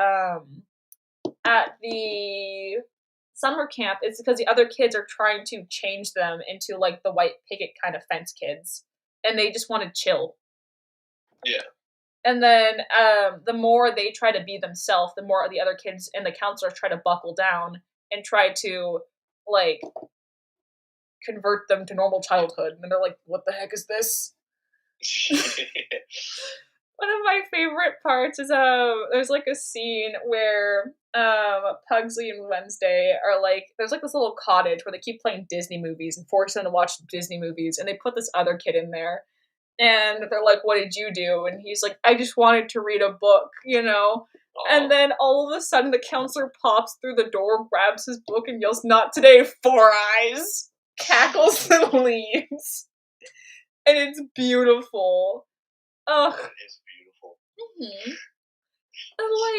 the other thing I don't get about the new Wednesday is, like, she's supposed to be, like, a weird, quirky outcast, which is fine, you know? But the thing is, like, everyone at that school is literally they're called outcasts. They're all quirky outcasts. And, like, yeah, and she'll be like, make, like, edgy, dark Edgar Allan Poe jokes, but her school literally has a competition where you have to make a rowboat designed after an Edgar Allan Poe quote. That's sick. I know! You should have that in normal school. But why? Like, I don't get why she's supposed to be different there. And she's just mean to the other students for no reason. They're like, I don't understand. Also, like, a lot of people ship Wednesday with Enid, her roommate, but I just feel like it would be Enid trying her best to, like, have a conversation while Wednesday sucks the ever-loving soul out of her. It's such a depressing ship. Like, ugh. Yeah. Like, I don't know. I feel like Enid spent so long trying to become friends with Wednesday. I don't know if Wednesday deserves her. Like, no. Yeah, which is disappointing. Uh-huh. Yeah, I need to watch this show before I can really speak to the characters in general, I suppose. Mm-hmm. I'll paint you a picture here. There is a scene where Enid is like, I am a werewolf, but I can't wolf out, which is like their term for like doing werewolf stuff. You know, she can't shift. Yep. And she's just like, if I am unable to shift, I will get kicked out of my family. I will be disowned. I'll never be able to get married. And then she also, this comes up later, her mom's been threatening like conversion camp kind of stuff, you know? And she's like, I'm afraid that if I am unable to do this, I will die alone. And Wednesday goes, we all die alone. And I'm like, shut up. That's not the point. It's not the point. And then, as a scene that's supposed to convey Wednesday trying to be, like, human and stuff, Wednesday shares her experience without ever apologizing, by the way. Just random. She has, like, an internal moment that is unexplained. So for Enid, Enid goes on a rant about how she's terrified about something she cannot control. And out of the blue, Wednesday just goes, yeah, I don't cry because my tarantula died when I was 10. I mean, her pet scorpion. And, like, I get, like, sharing experiences can be very cathartic to, like, I'm going through something, I've also gone through something. But if somebody says I've gone through something and you go, yeah, I don't care about your thing, but when I was 10, my tarantula died. Yeah,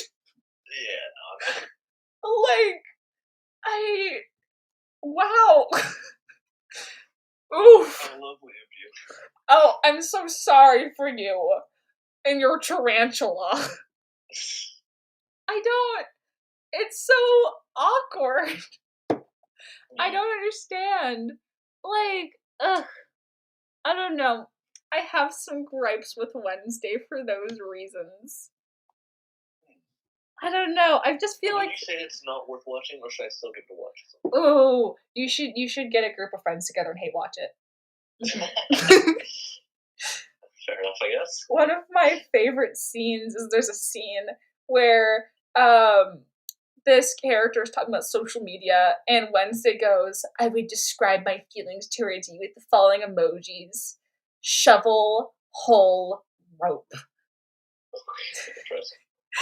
It's so edgy. Why? It's so painful.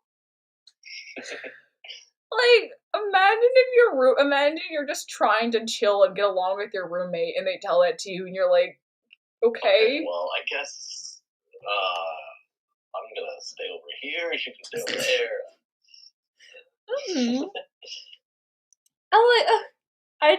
Why is she so aggressively mean to Enid? Enid's just chilling. Also, there's a scene where I feel like, honestly, I would prefer the show had it where it's like, oh, she can't shift, and like she has to shift because society wants her to shift. You know, I think it would have been cool if she never did shift. That would be an interesting character arc. Because especially if there's going to be a show about like people who don't fit into what society wants them to be, that also brings up things like conversion therapy. It'd be kind of interesting if you kind of kept that instead of being like, oh, but now she's fixed and we don't have to talk about it anymore. Yeah, I feel like that's something that Encanto did very well.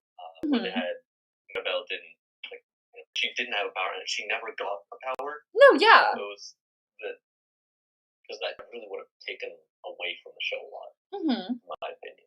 I think a lot of shows that try to handle disability also tend to do that thing where they're like, and then they get fixed, which like Yeah, which can be its own kind of character arc, and it could probably be done well, but it's just like that's 99% of the time. That's a yeah. thing, No, you know. it's something which I think it's the one that people move towards frequently Mhm. is it's they consider the problem to be solved by that's the most direct way to solve it, I guess. Mhm. When I think that they're a much more interesting character story if especially if it's something where the stakes are exclusively stakes for the person, if that makes any sense. Uh-huh. So like it's not something where the entire world will end if they don't end up getting their magic powers. If they don't get their magic powers, then people will be upset with them. I Yeah. think that it's much better off for them to end up not getting them and essentially learning to love themselves. Yeah. Essentially, which I think that tends to be a more interesting story. But I think again, both of them can be done wrong very easily. Mhm. So No, I completely agree. I just personally, I just wish that there were more stories where it explored more of the emotional aspect of it. Like if you live in a world full of like magic and stuff, and you're like missing a leg, and no matter how much medical stuff goes on, you're never going to regrow your leg back. There's nothing that can be done there. That is just a part that exists about you. There's no magical spell to bring it back, and there's a character arc you have to deal with.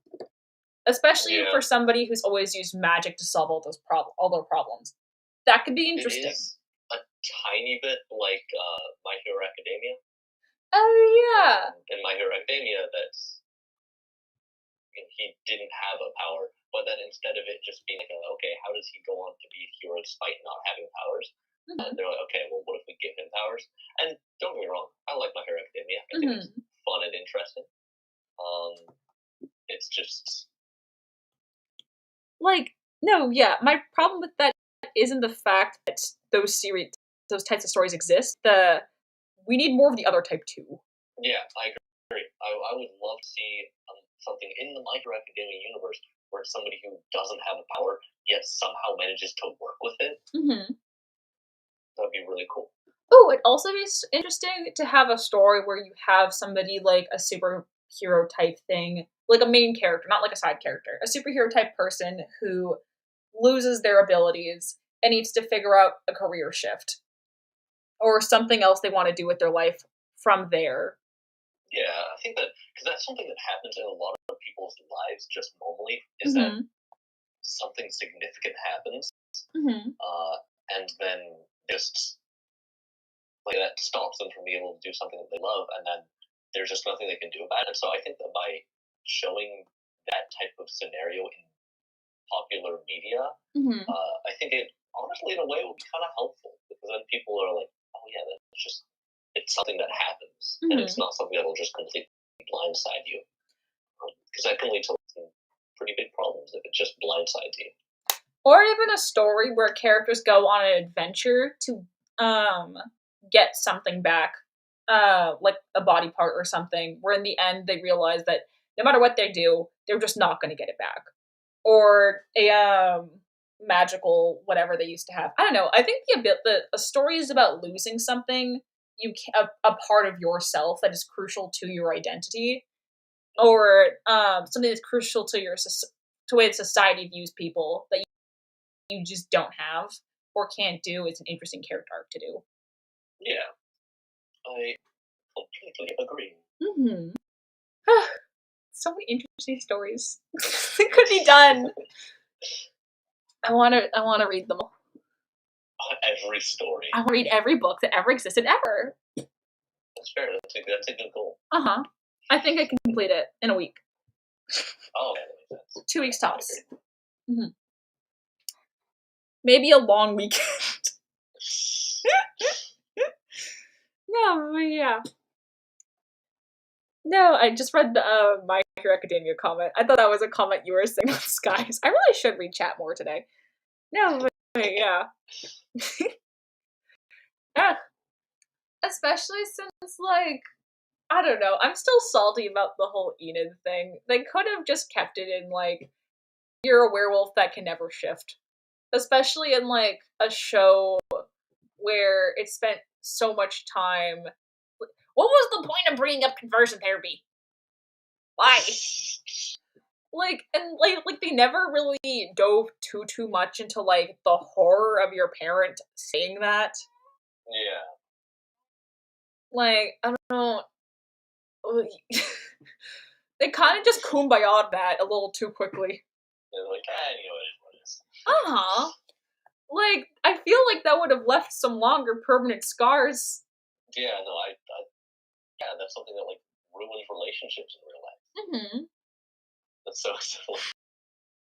I'm just going, yeah, it's kind of. I don't know. An odd choice. I feel like to bring it up and then drop it so quickly almost feels, I don't know, virtue signally almost, where it's just like, oh, we're talking about this hard issue, but we're only going to bring it up and then never do anything about it. We're going to virtue signal it. I don't know if I would say virtue signal. I feel like it's. There's a word for, I think, lampshading? No, yeah, hold on. Like, they came up with this idea. And they're like, and it is, that's a cool idea. Mm-hmm. But then they didn't know what to do with it, or they forgot about it. And so they just were like, okay, well, we've tried. And so then they were done. That's a shame, because it did sound like it would be a really interesting idea to talk about. Oh, okay, hold on. Let me see if this is it. Lampshading. To intentionally call attention to a improbable, incongruent, or cliché nature, element, or situation featured in a work of fiction within itself. And then, like, you just don't do anything with it. Yeah, so it's like, hey, well, you can't criticize me for this thing because I've already criticized myself for this thing. Mm-hmm. Oh, like when a story is just like, oh, they're in this abusive relationship. Are we going to do anything? We've acknowledged it. We're not going to do anything with that. Yeah. Anywho, moving on. Not important. Not important, doesn't matter. It's affected no one ever nowhere. What word is that? Those good words. I make good words all good time. All good time words. Oh. What is the English language? We need to work on psychic communication. I agree. I've been telling people with my mind this for weeks, and they just haven't been listening. Just out of curiosity, have you been telling them to read your mind using your mind? Yes. Okay, well. They should just try harder. They should. I agree. Mm-hmm. That issue is on them. Mm-hmm. Also, I'm salty because, like, the whole, like, oh, I can't shift thing could have been an Ace allegory. It could have been.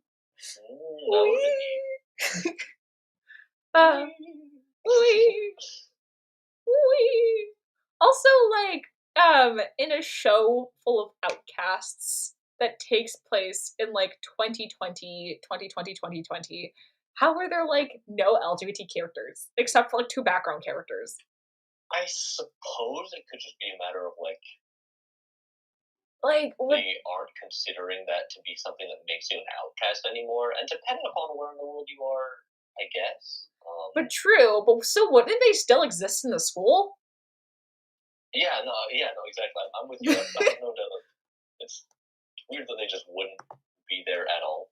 Yeah, it's like, I don't know. Like, I think everyone always goes, like, yeah, forced representation. But, like, I feel like they're a part of the population. They exist. Yeah, no, I am agree with you. Yeah, like, it's like when, it gives off the same vibe as when, like, if somebody has, like, a show that takes place in, like a city or something, you know? Like a modern day city. And then there are, like, racially diverse characters, and someone's like, oh, it's, like, forced diversity. And I'm like, but it's, like, a city.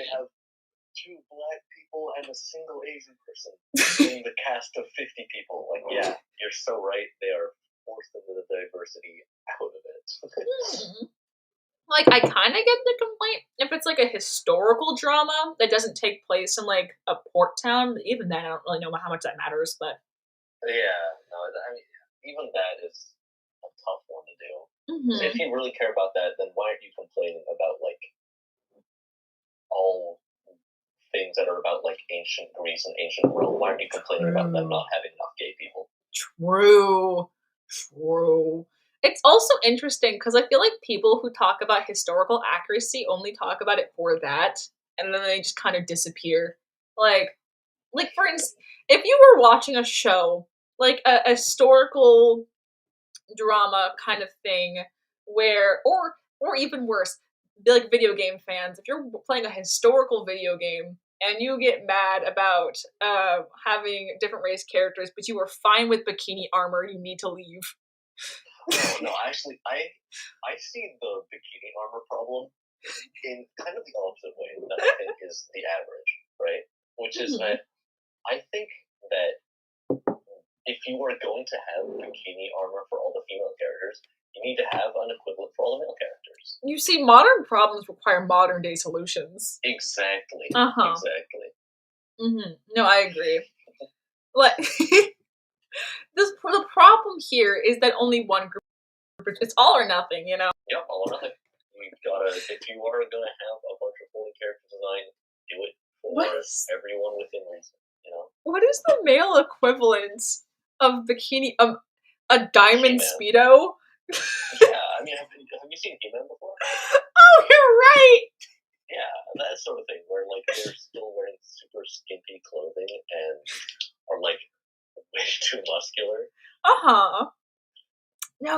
No, I agree. Oh gosh, I think I don't remember. I think Chainsaw might have a gay character where she has like 4 girlfriends. Aki. No, she's like a white-haired lady. And I think she used to go out with the white-haired guy, the blonde dude, who's like kind of evil, who kept stabbing the main characters, and he's like, "Get back up."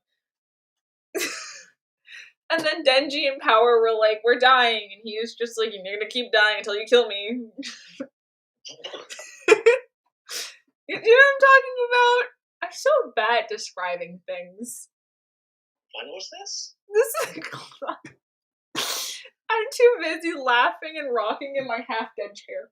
Hold on, let me Google these characters so I can show picture on stream. Oh, I was in band class and my teacher talked to this kid and he said, "Jake, do you know what notes are we on taking?" I can't read, by the way, fun fact. "Are you paying attention?" And the kid says, "These nuts." Yeah, he got kicked out. Thank you for telling me this important story. I know it was very hard for you, but you're very brave. Thank you. Anywho. Oh my god. I should be a voice actor. Yeah. Oh my goodness. When Chainsaw Man came out, I thought it was going to be a movie, and I'm so glad it wasn't. Because, like, also, go for it. So right now, I do believe that you're like streaming your own stream.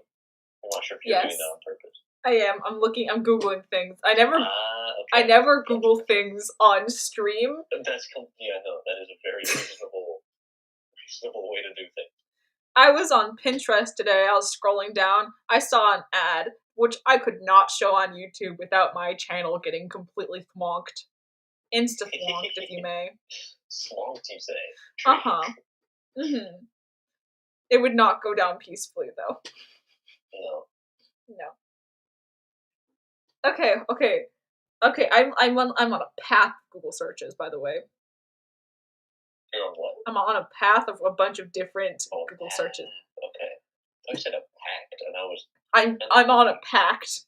I'm on a Google pact. Pact with John Google. John Google. Yes. Jonathan Google. John Google. John Google. Inventor of the Google. Inventor of the Google. Oh, You know the one. Random tangent. Why does everybody like Steve Jobs so much? He was so mean to his workers. I don't understand. I'm pretty neutral on Steve Jobs. He made a cool product. That's nice. Yeah. So that's all I really have to say. I don't hate him. Don't get me wrong. I don't really have anything against him besides like I wish he was nicer to his workers. But at the same time, my problem is why do people like there are like some die-hard Steve Jobs fans. Yeah, there's some real jobbers out there. Mm-hmm. I've even heard. Very interesting. Yeah, I've heard people like talk about like how amazing his work ethic was, and I'm like, he just bullied he just kind of bullied them. I think he did have a pretty darn good work ethic, if we're being honest. That still have no doubt he was kind of a jerk. I hear that he was definitely something. I don't know. I think you can like work hard without like crushing the souls of your coworkers. That's where you're wrong. Every time I'm in class, soul crushing is happening. Yes. The Boone could never. Oh, Professor Boone. I can't get over his beautiful singing in class. That was something for sure. It definitely wasn't not something. It was definitely a thing that existed. What is Emo saying about join us? I don't know. You make me scared. John Google. I like scaring people. Scary stories. Ooh, tell me a spoopy story, but like not an actual spoopy story because I get scared easily. Tell me it casually. Yeah. I love scary stories. I like not scary stories, but like I like scaring people. I just think it's really enjoyable. Okay, wait. I think I found her. Oh. Okay. I was talking about this woman from the Chainsaw manga.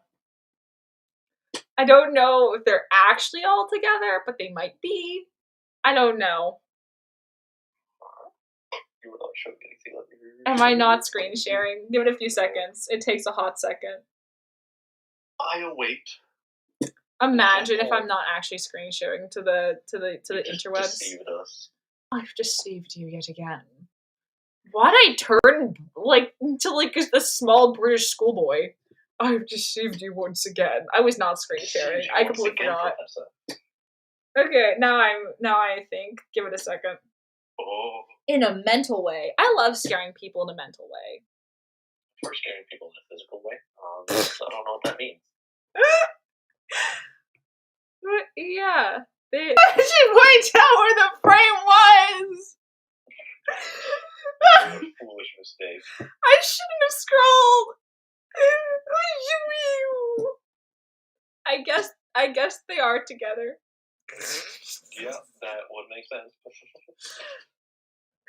They were all roommates. Yeah, no, by all means they were. They couldn't afford clothes or rent. Or a new bed. No. Rent. Like that one movie. No. We saw nothing, we heard nothing, chat suddenly went blind, it's okay. Yeah, it happens. I'm gonna have to remember to go into stream later and edit it out. I hate editing so much. The things I go through from trying to be vaguely responsible on the internet, dang. That's why you abandoned being responsible entirely. Oh my goodness. Okay, I didn't choose the thug life. The thug life chose me. Oh my goodness. I want to take a break from this drawing. I can't even look at it anymore. What do I want to draw instead?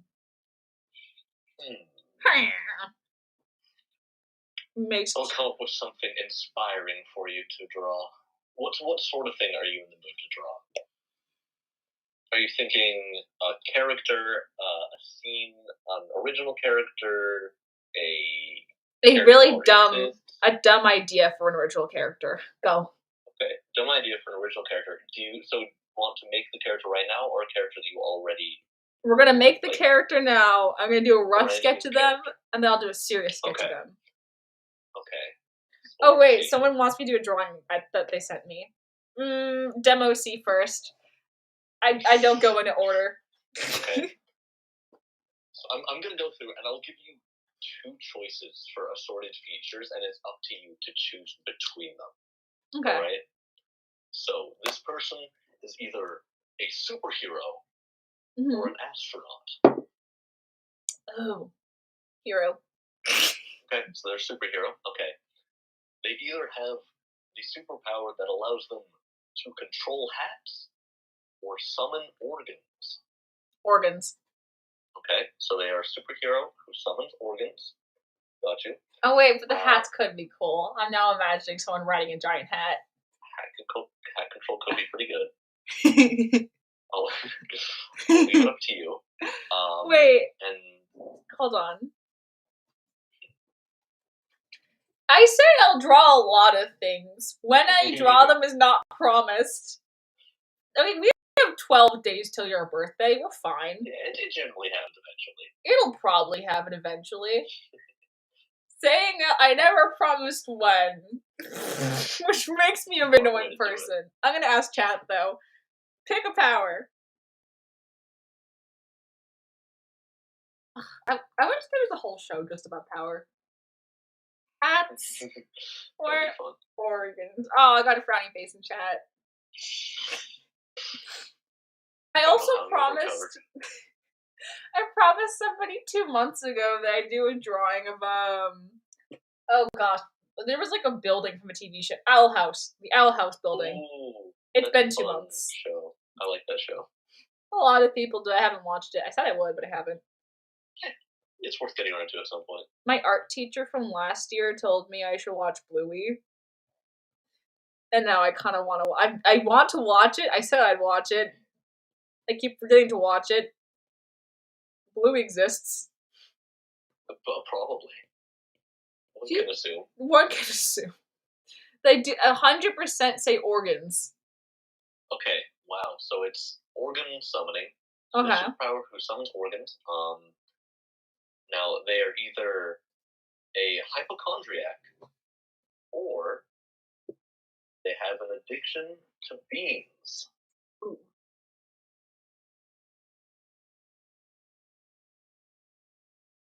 This is the drawback. Gotta have something there. I think I spelled it wrong. That's okay. Something like that. I don't know. Having a hypochondriac that can summon organs is kind of interesting. That is kind of a fun idea, actually. They are split 50-50. Oh, it's a toughie. Would you like to throw in a vote there? I like your idea for the whole hypochondriac thing. Okay. I think that does sound interesting. Okay. Okay. And then finally, in terms of just a quick appearance-related quirk, we are thinking they either always wear suits or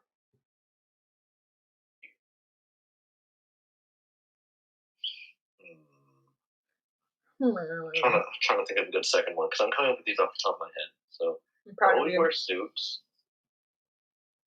or only wear their clothes backwards. I like that. That's good. Yeah, either always suits or their clothes are always worn backwards.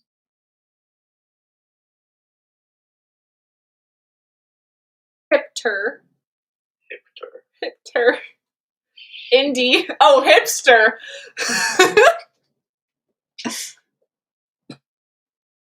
100. Okay, so we have a suit-wearing hypochondriac that can summon organs. Yep. There you go. There's your new OC. Enjoy. Thank you. I genuinely like that character, though. Okay, hold on.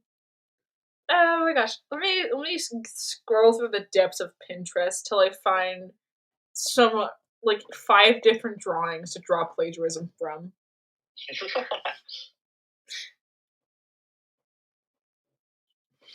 How do you draw a hypochondriac? That's a good point. I don't know. I was definitely thinking of the character as in the characterism and not in like how they look, which doesn't make much sense because you are drawing them. So good luck with that. Let's see. They can have like How a about lot a gas of mask? players with them. They could be like, yeah, they could have a gas mask. They could have hand sanitizer with them. They can be like freaking out about like something gross near them. Mhm. Mhm. It's tough. Must resist the urge to make everything pink. Must resist. They could be entirely pink. I think that'd be neat. But no, I'm gonna. I don't know. I think it's also funny to have somebody in like the cool kind of like hot black suit kind of thing, but also be like, "Ew, germs." That is fun. That being said, I feel like I've seen more things that are like that sort of thing than Mhm. I have seen who are like people who are like in just like they're all pink and they hate germs. I feel like that's something that doesn't really show up very often. Oh, good If that makes point. any sense. Okay, we're doing pink suit. You've Ooh, convinced okay, me. yeah, that goes hard. It goes really hard. Make them look like Nagita. Nope. I'm doing a woman. We are doing a suited woman. Women in suits, that goes hard. Yeah. In other words, I just watched Chainsaw Man. Actually, So I have to. That was definitely one of the things I appreciate about Chainsaw Man is that everybody wears suits. Mhm. Suits are hot. I like how Power's outfit. She's wearing a suit. It doesn't feel like she's wearing a suit. Yeah, she definitely is wearing a suit. Like she's only just wearing a suit, if we're being honest. She's bare like you know. Yeah. I also like how as the show goes on, Denji just kind of has the same barely wearing a suit wardrobe as she does. Yeah, because the thing is, neither of them are like super into the job. I suppose Uh-huh. they're both just kind of they're there. If that Mhm. makes any sense. No, yeah. And so they go with the rules because they have to, but like that's the only reason that they really actually go with the rules. Okay. So they'll do as little as they can to get away with their suit wearing. Oof, and I'm gonna download some pictures, right? We need to figure out which one to use. Like, either way, it's gonna be a pink suit, but Yeah, of course. I need to know the general vibe I'm going for, or combination of vibes. Well said. Well said. Couldn't have said it better myself. Uh-huh. I guess my main question is: are we going with like are we going with a suit jacket, a vest, or a cloak type deal? Oh, hi, Mushroom! Welcome! Don't forget to like! Hello there, Mushroom. Welcome, Mushroom. Oh, and then they're gone. Goodbye! Have a They were great here day! very briefly. Did you remember to like first? Wow, shameless. Shameless, I say. Well, how else will I make a YouTube channel if I don't roll through shameless begging? Right, you are. Oh my goodness. That's basically, all those channels that like walk up to people and they're just like, I'll give you $500. Like, Yeah, oh yeah. yeah. Okay. Yeah, that's it. That's the entire point. Hold on. My papa is calling me, but I told him I was live streaming. Okay, wait. Yeah. Hey, Alex. Hey, you got this. I believe in you. Oh, okay, I'm in charge now. Yeah, you're in charge. Don't start government uprisings while I'm gone. Wait, see you soon. Okay, bye. All right, everybody, I'm in charge now, and things are going to be a little bit different here. I'm running things a little bit differently. So first things first. Yeah, no, exactly. I think so. I rule by popular sovereignty here, which means You I am started a in charge. government uprising. No, well, kind of. That's it. Well, it's an uprising against your government. Yeah, the only one that matters. Okay, well, I am the law. We demand popular sovereignty. We demand rights for the people. This is a dictatorship. Excuse me. You are. Oh my goodness. Anywho, We will not stop until you meet our demands. here are some suits I found, but I also don't want to do a cloak instead, because the cloak vibe is also pretty cool. I do like clothes. Let's see, you could do like a trench coat type thing. Trench coats are nice. Yeah, cause isn't that what Makima tends to wear? Yeah. Like, she generally wears trench coats. But also, this is like the blue, this one. The best one? It's nice. That one is pretty good. It's a nice suit. Especially with like a gas mask. That would go hard. It would really complete the vibe. I like it with the bow as well, actually. The bow's really cute. My dad keeps calling my phone. My mom is calling his phone, so her call's not going through because she keeps also he's at the gym. Oi. Hey you. Oi. I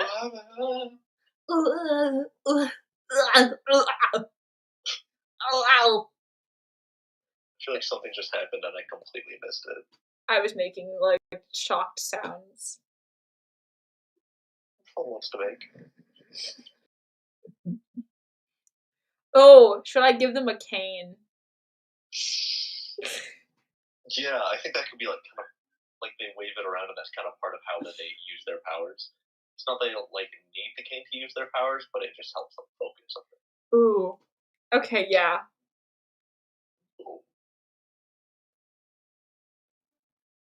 Okay. I'm so glad I'm not screen sharing. Cause oof. Okay. I'll just say, some people are really into suits. Yep. Uh-huh. Yeah, suits are awesome. They're like, yeah, no. They're awesome. Okay, let's see. Obama grill.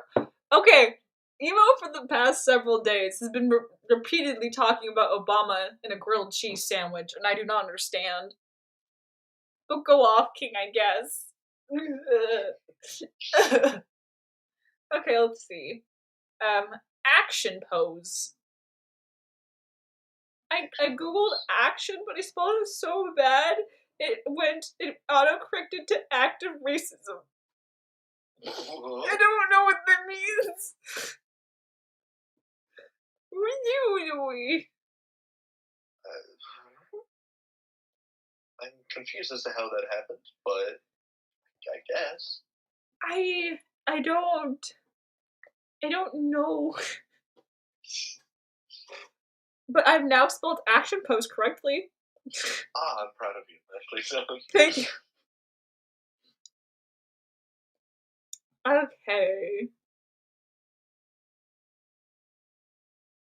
I am somewhat hungry. What do I have in the immediate vicinity that I can consume? Maybe instead of them doing an action pose, they should be cowering in fear of their own abilities. That's a fun idea. That's a really fun idea. Scared pose. Yeah, that's a fun. Like they made it like rain blood, and now they're like, oh god, that's so gross. That's really fun. I like that a lot. Okay, now I can't decide if I want to do. I don't know what vibe am I go. What I don't know what pose I want to do for that. I feel like this character could potentially have kind of a Kobani vibe almost, Oh yeah, you're right. where they're like kind of just a scrumbly little fella. I love Kobani and their He's car. such a good character. I like their car. I haven't seen the thing with the car yet. I have a pin of her car that my family, somebody from my family got for me very kindly for Christmas. And I know it's Kobani's car. I know it has something to do with her. I don't know why. I don't know what it is. People really love her car. Yeah, and I know things don't turn out well for her car. May her car rest in peace. Yeah, hate to see it. Her very expensive car.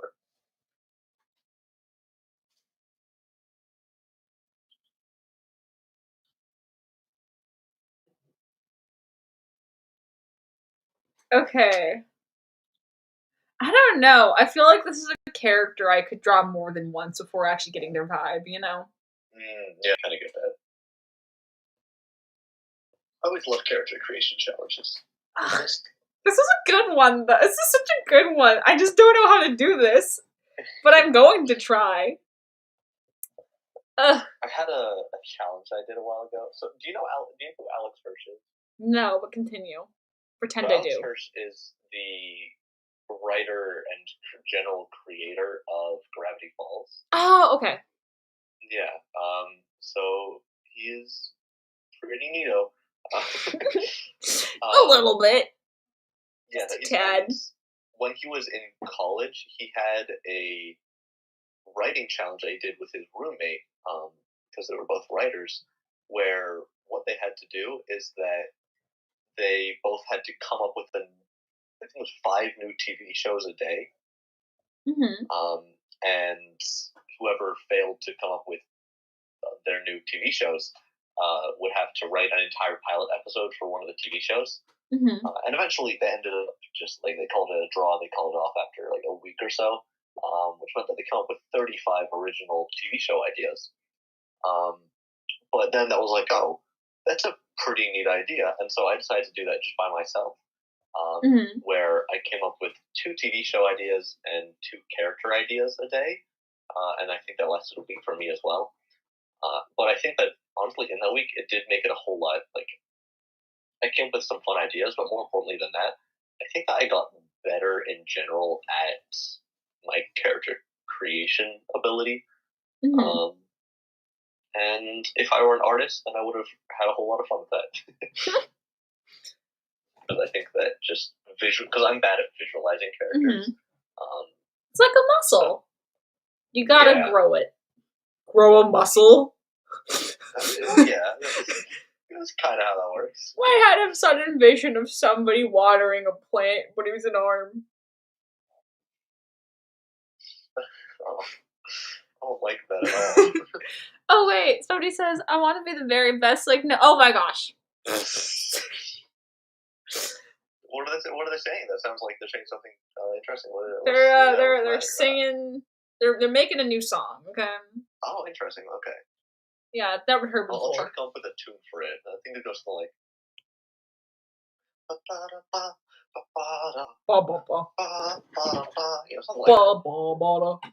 Yeah, no, exactly. You get the vision. Okay, back to screen sharing, I think. Yeah. Okay, so I'm thinking, let's see if I'm too lazy to do this. You have them cowering in fear, right? And then you have a fight scene going on here where it's just a bunch of organs attacking somebody. Okay, I like it. And then they're like, Emma just watched this over in the corner. Yeah, I think that'd be good. And so maybe, I think, definitely, like, it should be trying to make it clear that, like, they are the one who's making the organs do the things. They just want nothing to do with them. Oh gosh, I don't know how to do that. This is gonna be a drawing I'm going to do more than once. The first time will be sad. Sounds tough.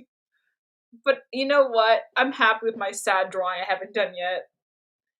I Yeah, thought you were Googling the words. You were going off your head? that's pretty epic.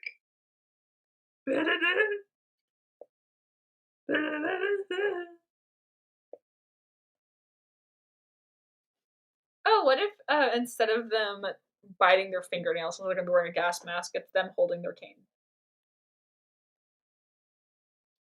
Like, Ooh, yeah, I like that idea. Yeah, and especially if there's like visual element that make it like clear shot, that sparkle. them holding their cane up is like something that's affecting the organs. Pardon me. Yeah. Then yeah, I think that'd be cool. You won't be able to show off the coolness of the suit as much, though. But that's okay. This is a work in progress. What? The true question is, will I ever finish this drawing? I might draw a version of it and then do a restart of it. Okay. Reasonable. Pokemon. Anywho, I won the Fortnite match. It was pretty. It was clutch. I mean, It was intense. It was so clutch. Oh, it was pretty clutch. It was a pretty. I can't read, but I got the gist of it. Oh gosh, one day a teacher will ask me to actually read something, and they will regret their choices. I had that happen once when I was in a class where it was like training you how to like safely interact with firearms, which I know is a rather interesting class to have. But I was in this class, and there was somebody who was admittedly a bit of a class clown type, and then the guy who's in charge of the class was like trying to have him like read off like stuff from this book that we had basically. And as he was reading, he was stuttering over the words a lot to the point that it would take him like a minute to get through a sentence. And at first I thought he was messing around, but it turns out that he actually just had like really bad dyslexia, and I was like, oh, okay, well, I feel kind of bad about that one. One time in class, I was reading something, and I was so excited to read that I stuttered so hard. The teacher asked if I was okay. Oh no. And then I wasn't stuttering, I was trying not to laugh because we were reading a sad scene. I was just so excited. I was so excited. It wasn't even a good book. What book was it? Oh gosh, I don't know. It was like one of those Greek tales where somebody does things with family members they shouldn't be doing. Yes. Yes. You know, one of those ones. It's a lot of Greek stories. Yeah. Yeah. Words I'm not saying on YouTube. But it was like the 10th grade or something. Choice. Oh, I gave them tiny baby feet. The proportions in this drawing are immaculate. I was casually screaming that. Should have been part of the challenge. Tiny baby feet. No, I'm getting rid of the tiny baby feet. I'm giving them adult feet. Fine, if you insist. If you insist. There probably are people with tiny feet that struggle because they have a one tiny foot. Yeah, I mean, that's like a whole thing about what's it called? Like foot binding? Oh yeah. Yeah, it's a thing. Oh, I was thinking about like just naturally having like abnormally small feet, but that too. Which I feel like I do get that in some regard, depending on what beauty standards, some of them do have like but beauty and health aspect. But I also think there were just a lot of beauty standards where it just have nothing to do with health. And I think that people overplay the idea that beauty standards always have, it's just like biological because like beauty equals health. Not always. Beauty can be janky sometimes too. You know? Yeah, no, I get what you're saying. It was a fun way to say it. Like, I don't know. I think it's definitely one of those things where it's not a one size fits all kind of thing.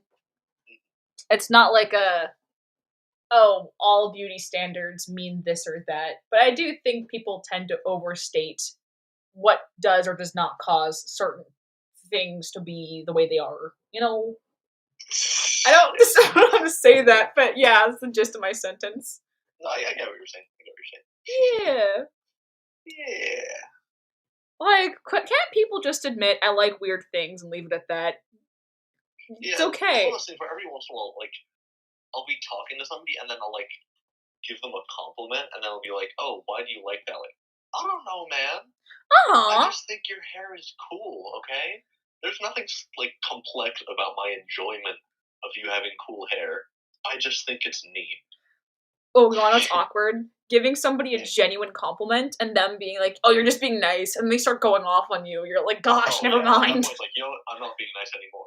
I decided never to be nice again. Like, I complimented a guy in class in, like, the 8th grade, and heard his life story of insecurities and how I'm wrong. And I'm like, okay. Dear Lord. And how I'm a bad person for complimenting you're a bad person for being nice to him. And then we have an incel rant where it's just like, women are always complimenting men, but do they truly mean it? And I'm like, so you get a lot of comments and you're upset, I guess? Okay. I just liked your new haircut. That's such a weird thing to say. I just liked your new haircut. Just like your new haircut was cool. Yeah. It's people like him that lead me to overthink whenever I give a compliment. Oh my goodness. I hope they are a better adult. Yeah. Yep. I once knew somebody who they kept their I know 2 people who kept their middle school personalities. Interesting. So sad. They're working on it. Well, one of them is. One of them is unaware that he has a middle. He still has it. It hasn't left him. Peaking in middle school is never a good thing. It's not what we shoot for. No. Oh my goodness. Why did I say it like, oh my goodness? Oh my goodness. Oh my goodness. You know, I really should have started this off by doing just a simple, not posed drawing of them, in just their outfit. Yeah. That would have been smart. That's fair. But hey, you know what? We're committed now.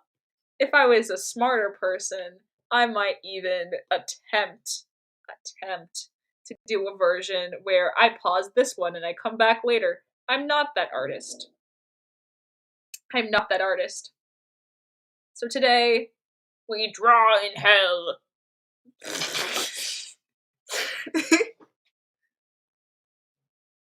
And then their little stick. So bad. I could have made that a straight line so easily. Little stick. It's a little stick. The little stick. Okay. I say in a horrifying screech voice. It's a little stick. It's a little stick, you know. It's a little stick. It's a little stick. It's a little stick, ain't it?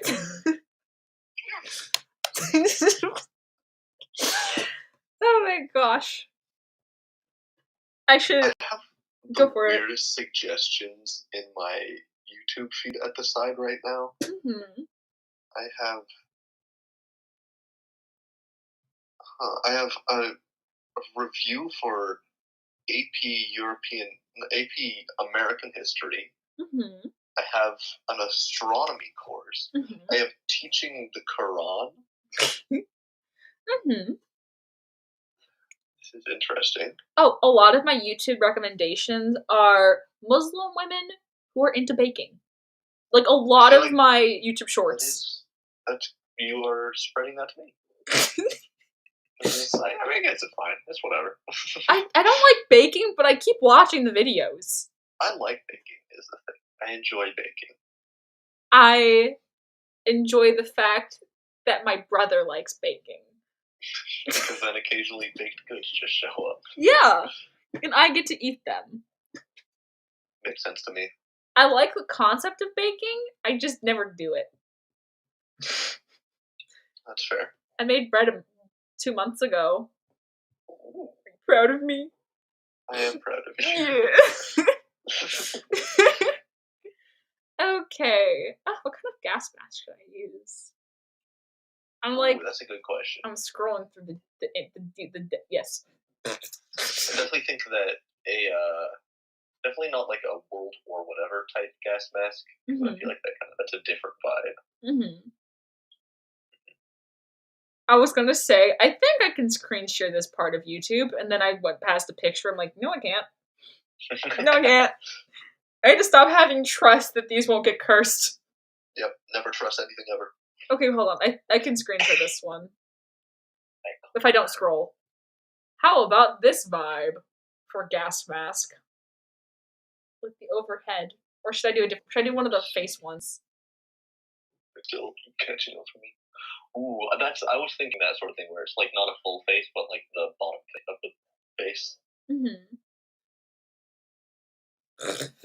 So this kind of one? Where it's like the bottom part of the face, and then it goes over onto the head. Yeah, I think that sort of thing. So then you can still see the fear in her eyes as she sees the germs around her, I guess. You know, on the bright, she'd always have an organ donor. Oh. Because if you can summon organs, you can. Oh, you know what'd be cool? Oh, I see what you mean. Okay, yeah. Instead of organ summoning, the ability to give people infectious diseases. Oh god, she would just be. Just somebody just coughing up blood in the background as they hold a stick. That could be a vibe. I don't know. Do you want to stick with the organs instead? It's up to you. Yeah, I think that the organs is one that visually is more striking. Okay. Will the organs... but how do you defeat someone with organs? Well, I feel like it's not just organs, you know? I mean, it could be the sort of thing where she could, like, summon bones and such as, like, a sharp thing, and, like, sinews and intestines to, like, tie the person down. Okay. Yeah. What have we started? What have we created? Just create an entire giant person.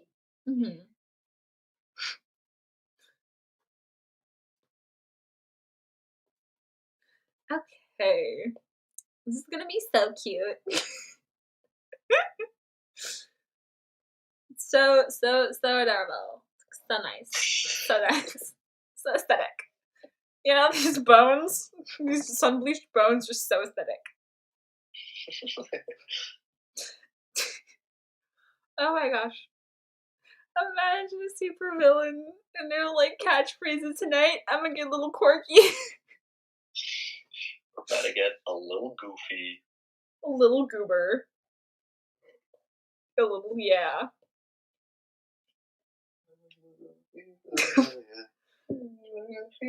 Top 10 anime openings. I agree. It's a good anime. Such a bop.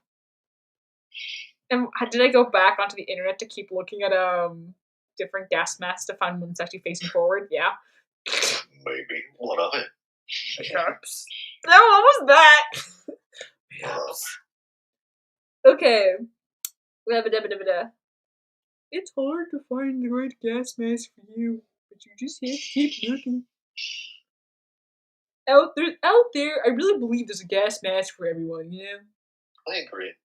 I think every true red, white, and blue-blooded American should have a gas mask in their home. I agree. Red, white, and blue American. It's the fact that people say that unironically sometimes, though. As a true red, white, and blue American, have no, it's like when someone gets in trouble with something with the police, but they have like level 10 Karen energy, where they're just like, I'm an American. And I'm like, okay, chief. So we're... Okay, chief. Go off, I guess. I suppose. Oh my gosh. You know, it must be really nice waking up in the morning and being like, you know what, today I'm going to be a police officer's least favorite part of the day.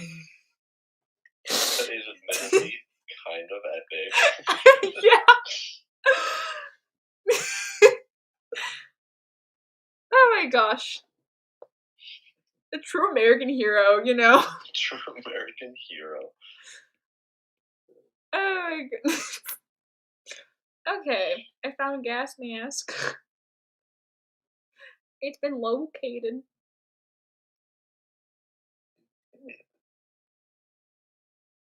Okay. If you were gonna wear a gas mask, what color would it be? What aesthetic I would wear a minimalist gas mask. A what? If you were to wear a gas mask, what aesthetic would it be? Personally, as a minimalist, I think for a very minimalist approach to my gas masks. I prefer the brand new Apple 13 gas mask. Ooh, that's a good choice. That's a good choice. Honestly, I find it to be a little bit overrated. It's a little overpriced, but you really can't beat the minimalist aesthetic.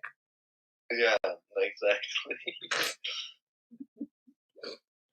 Yeah. No, let's see. For that character,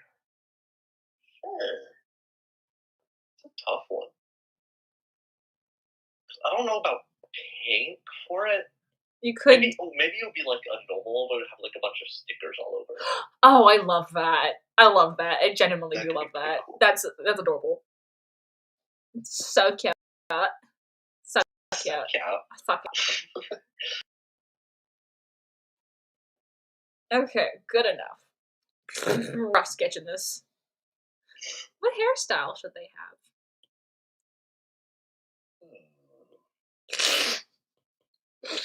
Turns into dark character. Why did I say it like that? I meant to say Dark Souls. Turns into dark character. Dark Souls. Jonathan Dark Soul, you can't say that. Okay. Gas mask. Oh, clock. So basically the nighttime, y'all remember Cartoon Network, Adventure Time. That's a comment that I just read. Reading What? buddy. I read a comment. It was a comment that I read. Oh, fair enough, I guess. Never let them know your next move. So true. So true, King. So true. So true. You win. Okay, let's see. Anyway, would you ever want to build a snowman? I've built snowmen before. Wow, no need to brag, okay? Sheesh. I like a good snowman. What of it? Those be fat words. And I like snowmen take way longer than one would expect to build. How long would somebody expect to build a snowman, and how long does it take? I mean, when I think building a snowman, I think that's the sort of thing that you go out for like not even an hour, and then that's your snowman built. But it takes like a good hour or two, depending upon your snowman, I suppose. Trials and tribulations of snowman craftsmen are hard. It's work one must do. It's a hard life. It's a hard life for sure. What kind of hairstyle would go with this?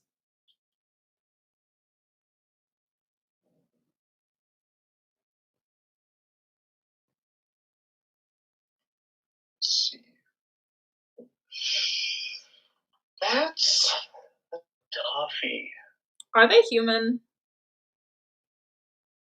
That's up to you. I didn't specify. You made a snow dog that actually bothers hell. Yeah, I kind of imagine them as human, and definitely I think bangs and maybe like I don't know. I'm bad at that part. I'm good at coming up with like the character and like things about them. I'm bad at the design portion. That's why I have MG. She does all of that for me. They are iconic. You know. Okay, let's see. Oh, you know what would be a cool concept? Not for this one, but a alien that's a hypochondriac because they're afraid of getting human diseases since they've never been in this I like that a lot. area before. Yeah. So they're like, someone tries to give them a hug and they dodge. They're like, "Don't touch me. I'll kill you and you'll kill me." What? We've. It would go poorly for both of us. Uh-huh. I'm not dying from the common cold. Put on some gloves Ah. Wash yourself. Instead of watch yourself. Okay. Rough sketches are fun because they make you doubt yourself. The fun abilities of what the heck am I doing? But you'll figure it out eventually. And that's what. One day we'll get there. One day we'll get there. You might give up 8 times along the way, but you'll get there eventually. Yeah. I also may drop off the face of the earth for a couple minutes or something. That's okay. But I will return. We'll see. I don't have these I don't know when I want to end stream. I'll end stream whenever you want to end stream. Never. We'll never leave.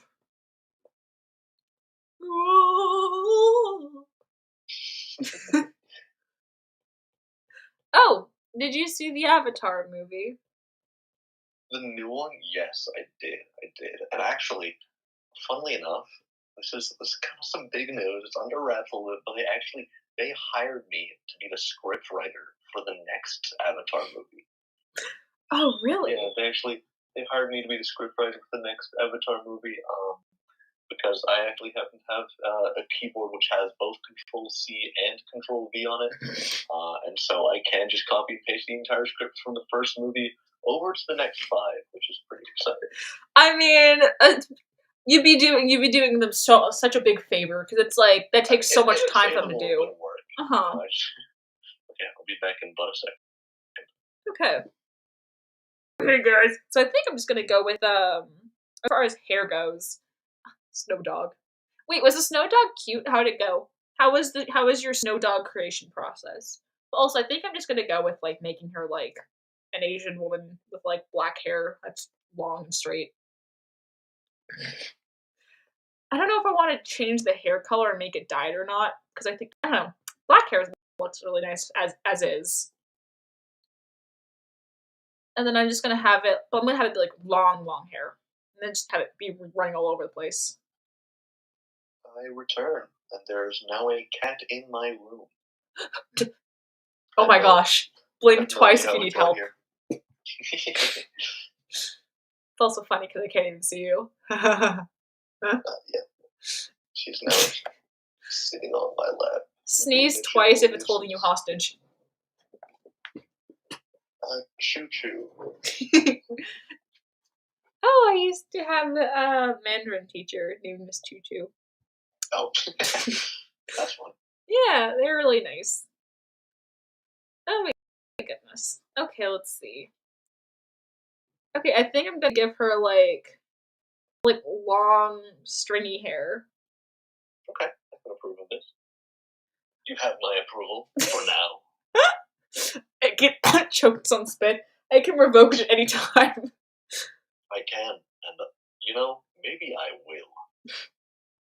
It's also funny to have a hyper. I feel like if I was going with the hypochondriac aspect, I would have given them a hair cap or maybe hair buns. But I kind of like the idea of just having their long, stringy hair, go towards the. You also need to be washing blood out of their hair.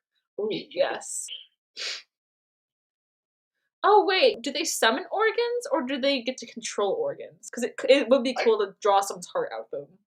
I kind of assumed a bit of both, to be honest. Mm-hmm. I can summon them, I can't control them. What you do with them after that is up to you. Some of them, that's it. They're just kind of flopping around. Yeah. Yeah. Yay. Okay. Right now they're looking like Hatsune Miku, but that's okay. Yeah, that's fine by me. Hatsune Miku has awesome character design. So. Mm-hmm. I like the versions of her where she has like I'm gonna draw something to look awful. Okay, she has like the pigtail. Yeah, the pigtails. Yeah, But then that's not my kind of favorite her part. classic look. I like the little square hair tie things. You know, when they're like instead of it actually being a hair tie, I like when people draw it as like little floating squares around them. Yes, Yeah, yes. it's a very subtle way to add like they're like a piece of technology kind of vibe to it. You know, Mhm.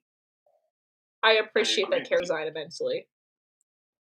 Oh gosh, I was trying to explain Vocaloid to a friend a while ago, you know, and they're like, "Wait, so like, how come Rin and Lin are like lovers in this one?" I'm like, "Don't question it." And they're like, "But they're like twins in that one." I'm like, "Don't think about it too It's just hard." how it is. Deal with it.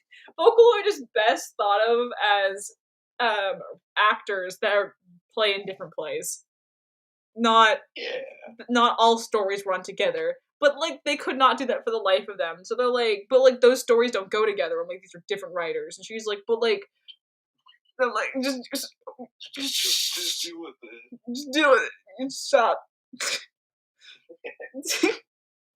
Oh my goodness. But yeah. What is what is That's such a good question. yeah. I'm glad that you asked. Oh, the snow dog was cute. I'm glad the snow dog was cute. I am overjoyed that the snow dog is cute.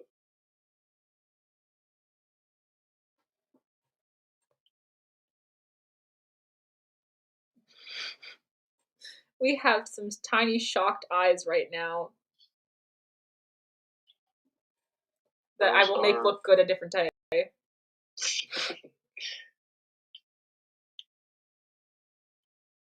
They don't always need to like look looking good at right now. characters when I'm with an artist who actually knows how to do art. Unlike myself, who just needs to kind of imagine the character. I don't always feel like an artist that can do art, and then it just kind of appears some days, and some days it doesn't. Yeah, it happens. It happens. Oh my goodness. It's crazy that humans have the ability to make their thoughts into the real world with Yeah. bone meat muscle. Box guys. Those, I think, are the exact words I would have said to convey that idea. Uh-huh. When you mention it. So, that works out Uh-huh. really well. It's like actually insane. Like, yeah. Meat muscles. Really Yeah. What? I struggle to explain things, but yeah. Oh my goodness. No, actually, obviously, I've maxed out my explanation skill. Mhm.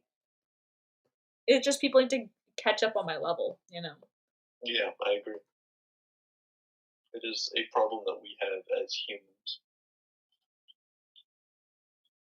Whoa, stretch. I never did end up finding anything for food. Let's have some fruit snacks. I'll have some fruit snacks. Yarn.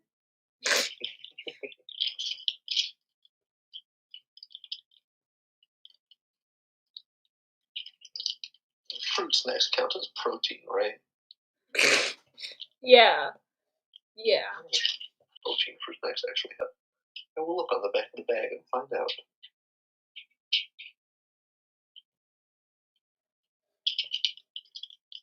$1 gram in the entire bag. Let's go, fella.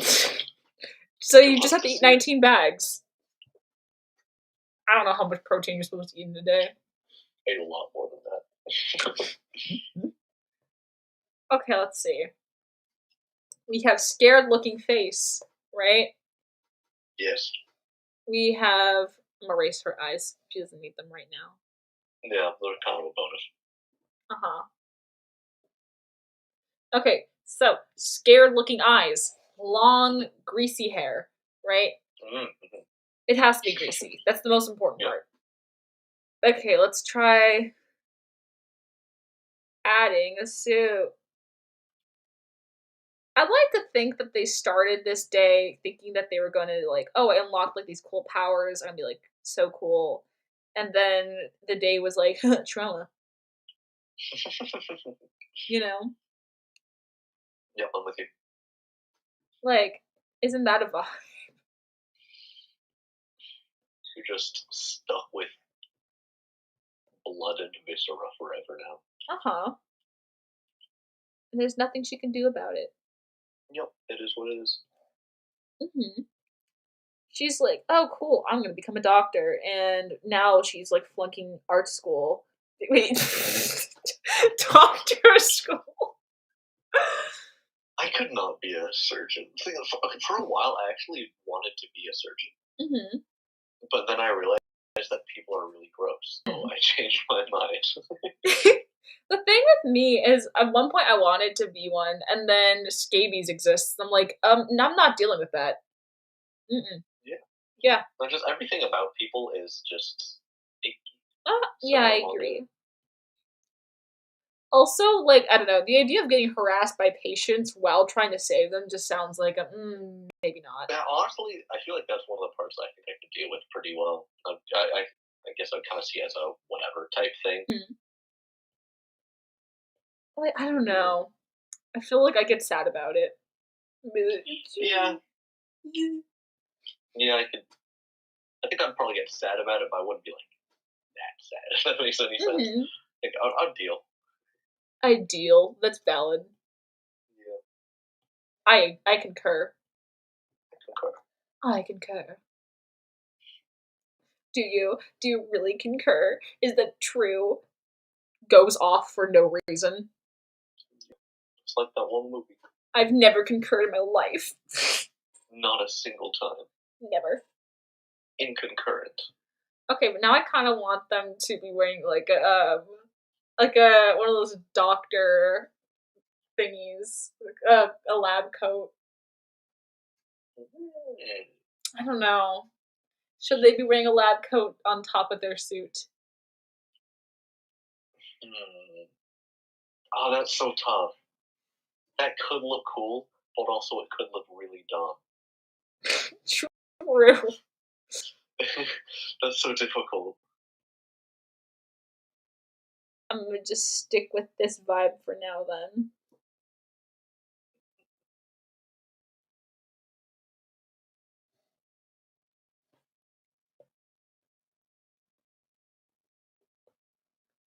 Okay. Suits are hard. Burger burger. Burger burger burger. Oh my gosh. I heard somebody the other day say that Texas should be more like Florida, and I'm like, why would you want two Floridas? Yeah, no. I have That would suck. I have friends that live in Florida. They don't even like Florida. I've never met somebody from Florida who liked Florida. Florida in general is just. Hmm. I mean, it's Florida. You know? It's Florida. Like I feel like when there are places that go, at least we're not American. Americans go, at least we're not like the South. Yeah, at least we're not Florida. At least I we're think not it's kind of Florida. the general consensus. It's Florida, Georgia, occasionally Ohio, and then Alabama Yeah. jokes. Ohio has seen a lot of popularity recently, Mhm. and frankly, I approve. It's been really entertaining. What about the Idaho potatoes? Don't the potatoes deserve love? Have I told you my story about the Idaho Potato Museum? No. Wait, tell me. Oh boy.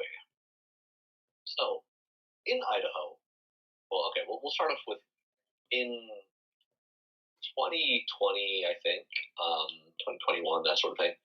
Mhm. I was on a family trip. Mhm. It Did you was fall? okay. It was summer. Nobody had school, nobody had work, and so we decided that it'd be fun to just go out, have a little trip together. Go to a couple of national parks that happen to be up around Idaho. So we took a little road trip up there. It didn't take nearly as long as I expected. And while we were on our way, we were around about 45 minutes away from this Airbnb that we were staying at, and we noticed something of intrigue, which is that we happened to notice a giant potato off to the side of the road. And when I say giant, I don't mean like, this thing could make a mean baked potato. I mean, this thing was building sized. Mm-hmm. And it was just a giant baked potato looking structure. And so as we went by it, we slowed down and we saw that it was advertising the World Potato Museum in Idaho, which makes sense. Idaho is well known for its potatoes. Mm-hmm. And so I looked at it and I was like, okay, well, that's kind of interesting. And then we continued on our way. A couple days later, it just so happened to be my birthday, funnily enough. Mm-hmm. And so the day before, we were humming and hawing about what what we would do as a family for my birthday. Because while we were there, we were like, oh, let's do something kind of Idaho-centric. I went, hey, wait a minute. We have Potato Museum. How about we go to the Potato Museum for my birthday? And I thought it was a funny idea. I thought it'd be at least somewhat interesting. And so we went to the Potato Museum. My birthday arrived.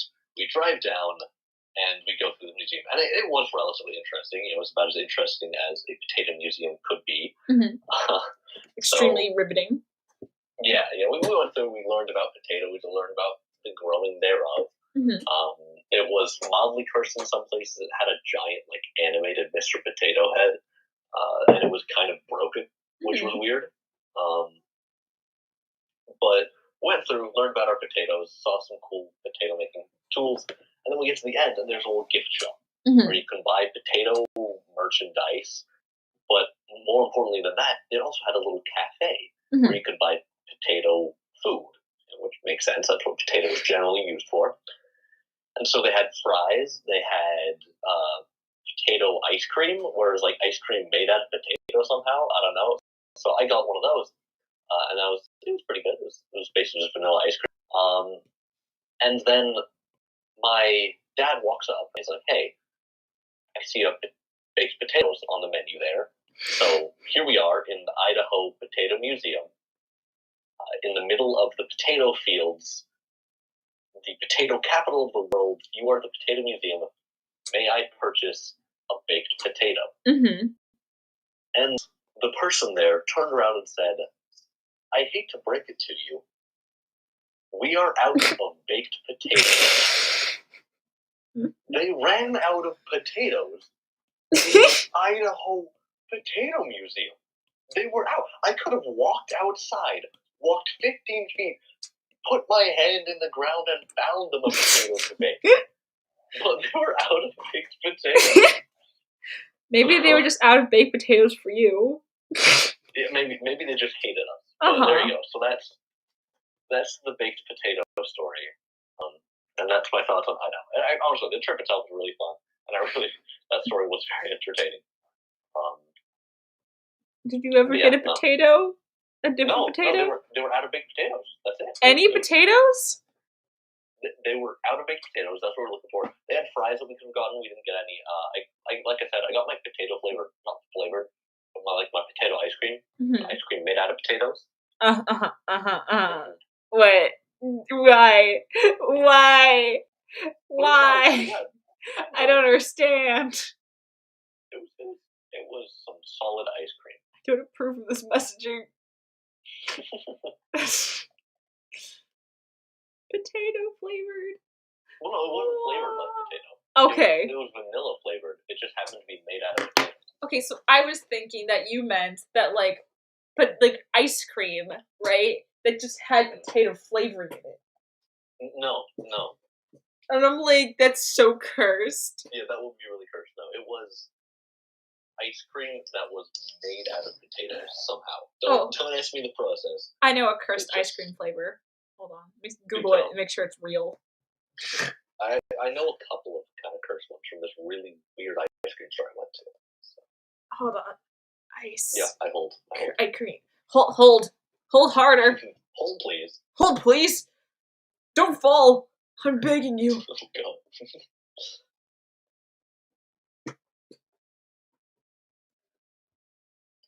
Okay, let's see.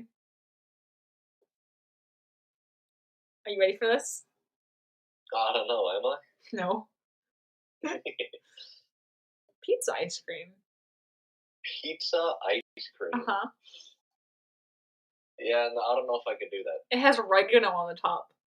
Why? Okay, so is it a savory ice cream? I've never had it before, obviously, but there it is. Pizza ice cream. You see, you look at it and it looks like normal ice cream, like normal, good-looking ice cream, and then what would it smell like? Thing is, ice cream doesn't generally have much of a scent. Oh yeah, 'cause it's cold. Yeah, at least in my experience, it doesn't have much of a scent. So Pizza ice cream. Humanity's biggest mistake. it's kind of like bacon flavored soda. Have you ever had that before? No. Good. It is not worthwhile having. But I think it's more designed to be like maple bacon flavored, which sucks. You know, nobody likes. Actually, that's a lie. A bunch of people really like maple bacon. I don't get it at all. It's just, and so it was like I had this bacon flavored soda. It was very sickly sweet, and it's not particularly enjoyable. Remember when bacon became a trend for some reason? I get why it was a trend. I get why, but at the same time, why? Because it's delicious. It is delicious. Why did it turn into a trend? Like, delicious. I know, but I've never seen outside of like Starbucks orders, I've never seen a food trend like that before. Like everyone, like a lot of people, most people love pizza, but I've never seen pizza trend before. You know what I mean? Yeah, I mean it's kind of a bit of a meme. It's definitely not quite the levels that bacon were at, but it's a bit of a meme. Like there were people wearing bacon earrings. Why? Mm-hmm. Yeah, you're right. Why did we as a society decide that was necessary?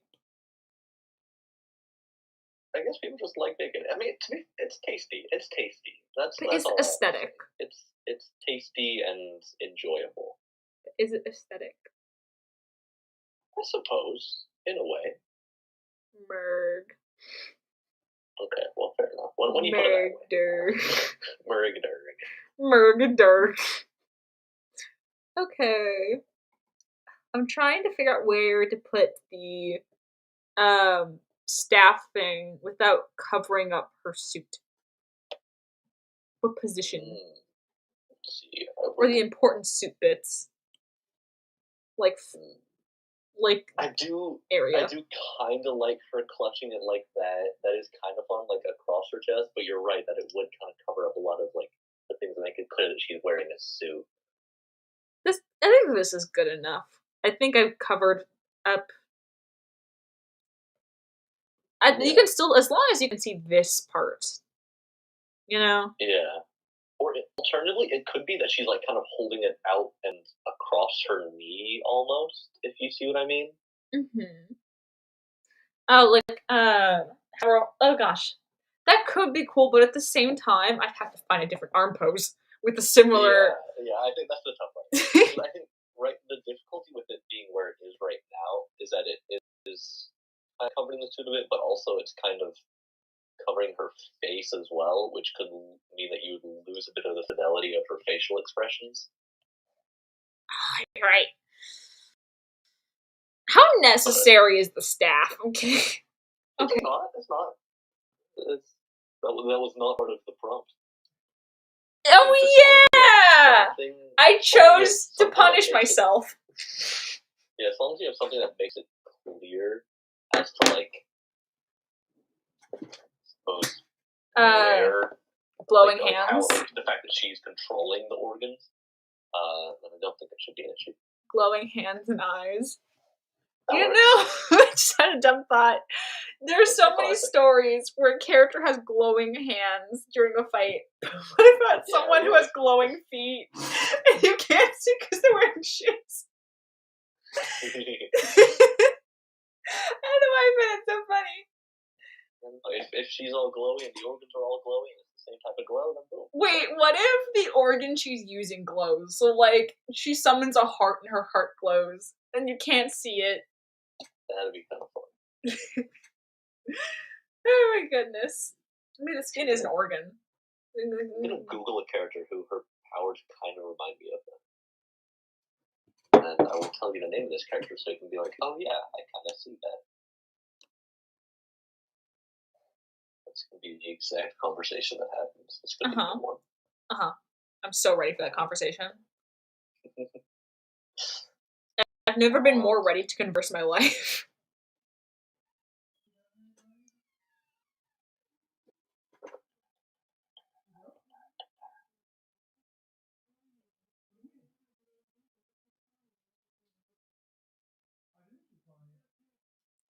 This is surprisingly difficult to work. I'm live streaming! Live streaming!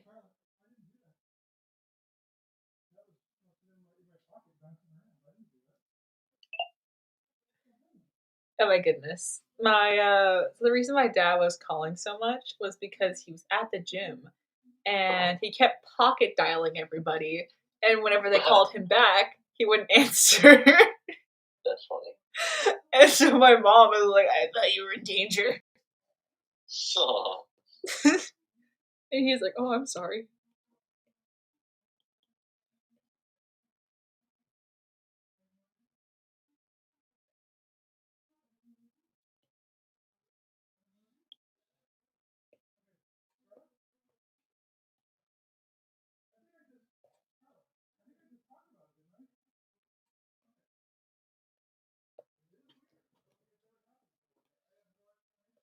I don't know. Part of me wants to give her like long hair, but the other part just wants to give her hair that's long enough to be touching the floor.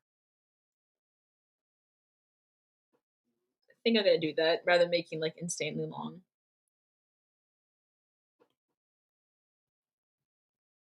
Okay, I can't find any good pictures of this guy using his powers, so we will scrap that conversation. How dare you? Yeah, you hate to see it. My hopes, they got up for nothing. I'm sorry. What have I done? Now they fall back down, all because of you. Disappointment. It's immense. Why did I say it like that? Disappointment. It's immense.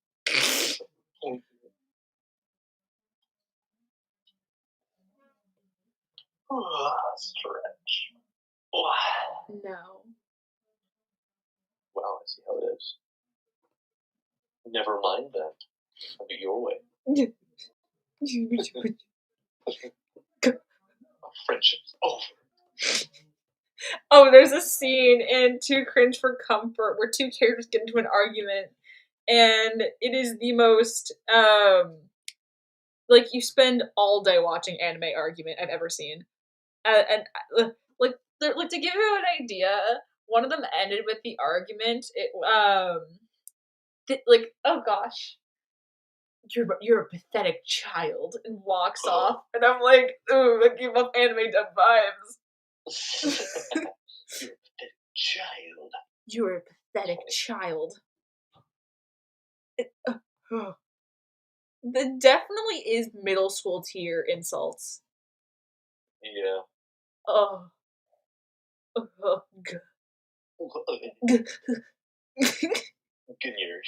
Gnyers. Oh my goodness. Okay. Middle school was something. I don't remember like any of middle school. I remember it sucking. That existed. Yeah, I roughly remember that as well. Now that you mention it. Not you mention it. It was a little bit jink donk donk. Why? Why did my friend make those words? It was gonna be a word, and then my mouth decided, no. Nope. No words for you. Oh my goodness. Oh my gosh, when they asked us, like, what's the last book you read? Me nervously sweats. Oh, yes. Last book I haven't done that in years. The last... I read a book relatively recently, so that was... I was saved from that fear, You the see, terror, even. my fear is that I don't want people to know the books I listen to last, unless they're one of the friends I make fun of books with. I don't want my professors to know my books. Oh my gosh! One time, I was listening to a book and it had a really good line in it, so I read to my English teacher. She's like, "Oh, what book is that?" I'm like, "I'm not telling her this is from erotica." No. No. What do you ask? I forgot my go-to type thing. I forgot the name. I read it so long ago. That's fair. It was genuinely a beautifully written line. I just.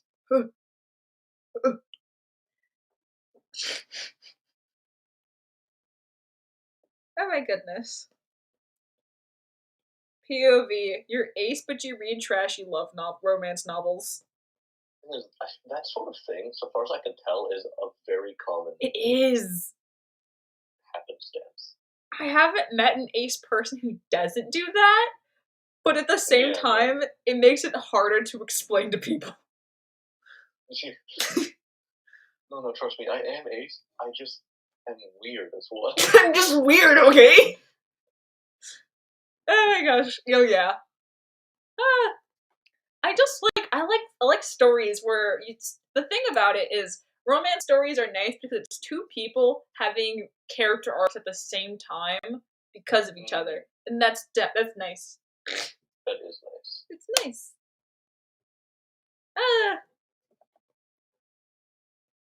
Okay, I think I'm gonna end stream here, and then if you want to, we can continue talking. I'm just gonna doodle mindlessly. Yeah, sure.